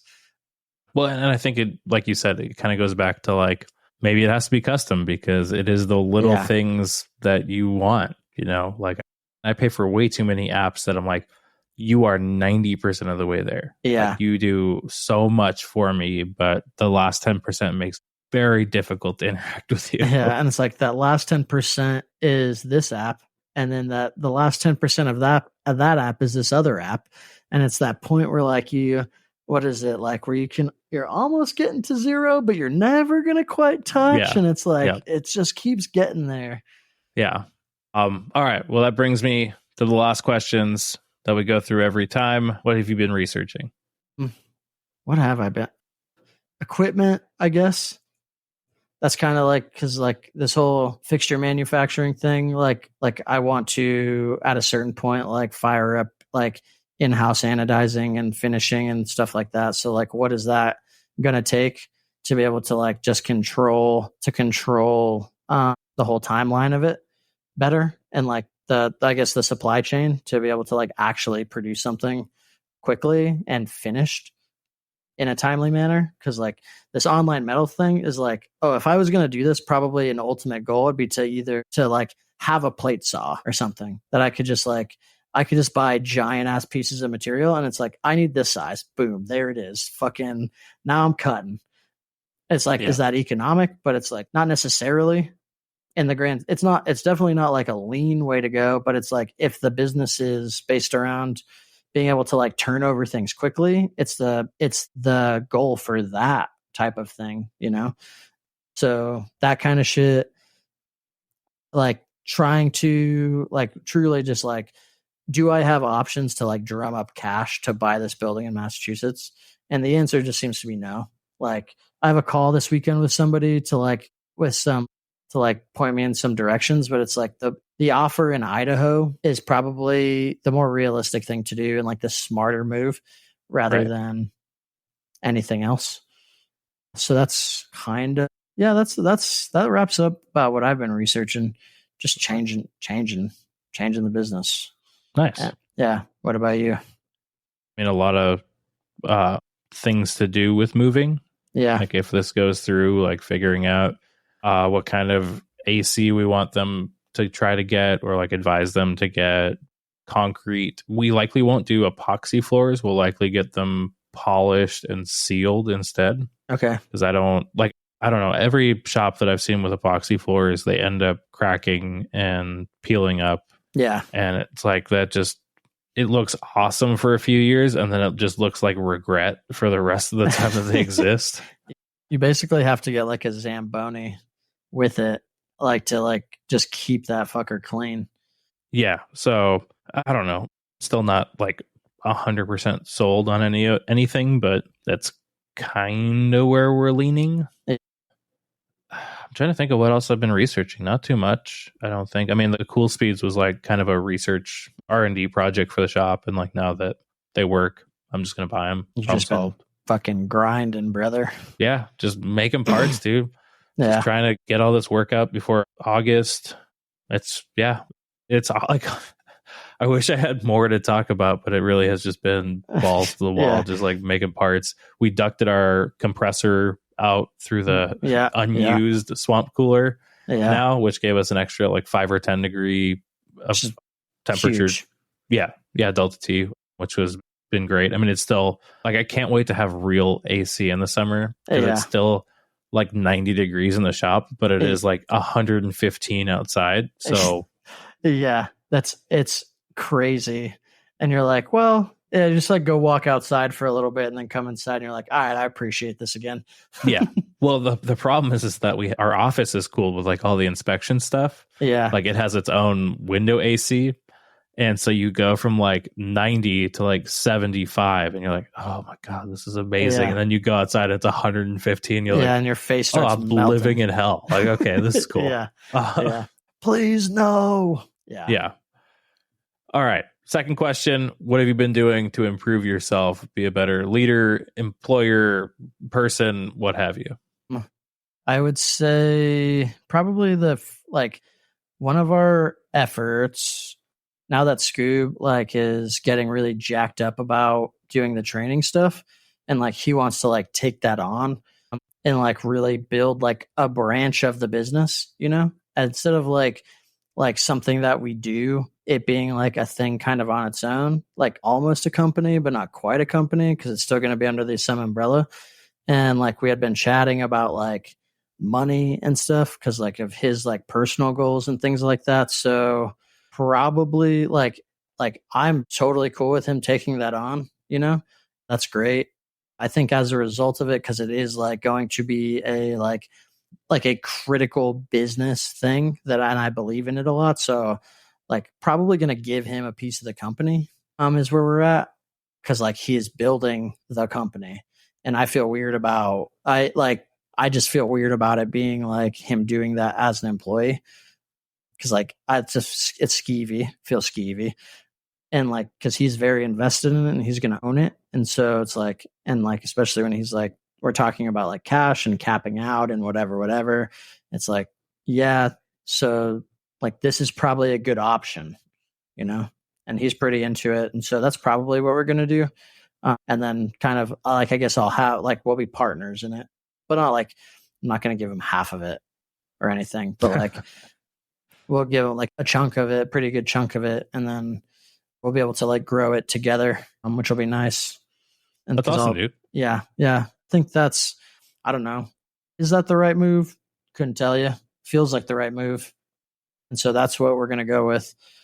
And then I don't know about anything outside of that, really. I think the best thing that I've been doing really like truly is like doing less to like just be more effective with what we do.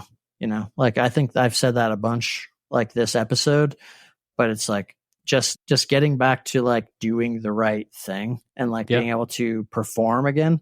It's more of that pumpkin patch, man. Yeah. Just saying yes to only the right opportunities. Yeah. Like it truly feels so weird to just like, to not be crazy stressed about everything and be like, I have one job to do. I need to do that well. I'm going to do that well.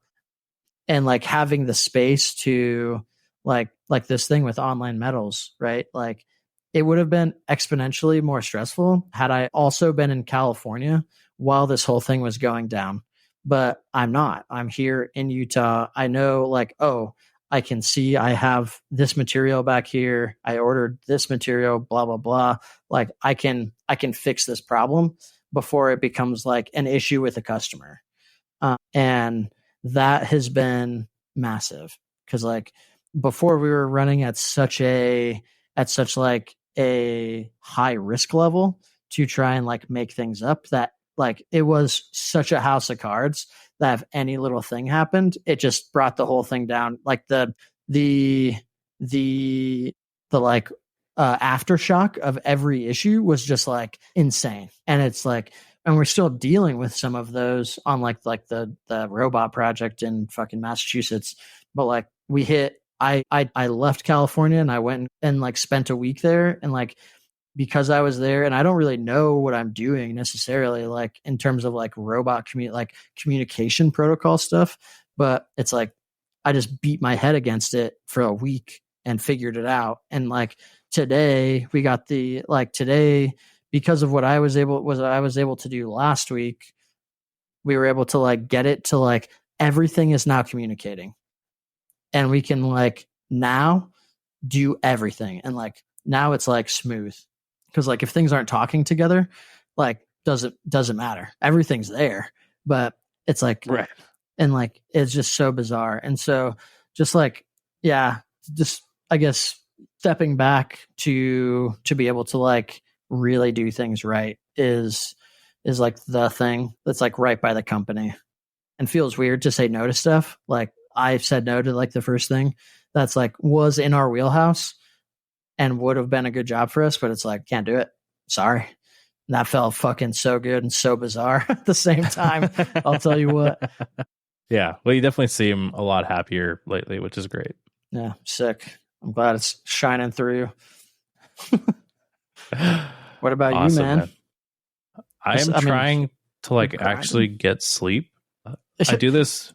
Yeah, as we're like here at like, I guess it's 11:15 for me, 10:15 for you. Yeah, I still got a little bit of time, but like I do this thing. I think they call it revenge bedtime procrastination. Yeah, where you feel like you have no free time, so you stay up late to have a semblance of free time, but you're doing nothing. And then you're tired the next day, so then you can't enjoy any of this newfound free time at night. Mm-hmm. And so it's this vicious cycle of just absolutely pointless stuff.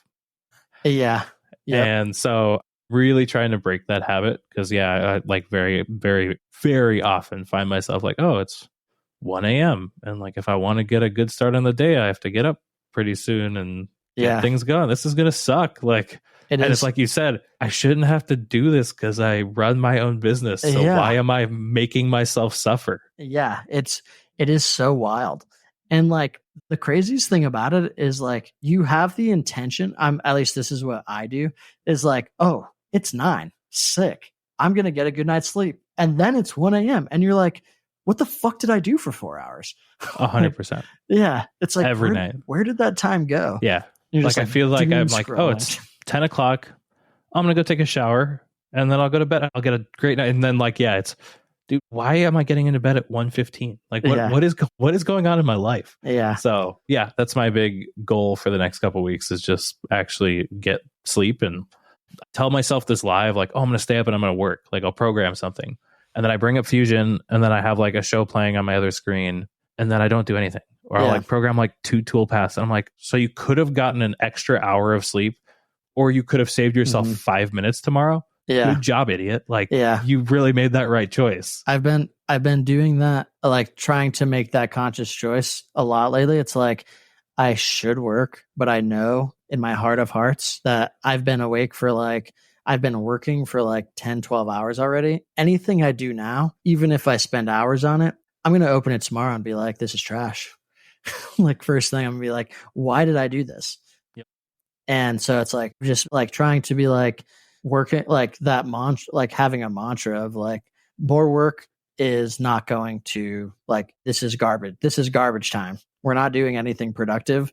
Right. Get the rest, get the sleep, get the sleep, get the sleep. Focus on quality work, not quantity of work. Which is like, it's so stressful. Yeah. Like, it is so weird how like not doing stuff like is stressful. And it's like, what the fuck, dude?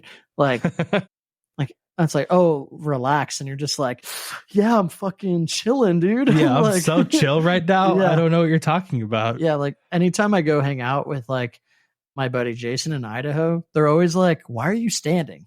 Can you sit down? just like cannot fucking relax. And it's like, yeah.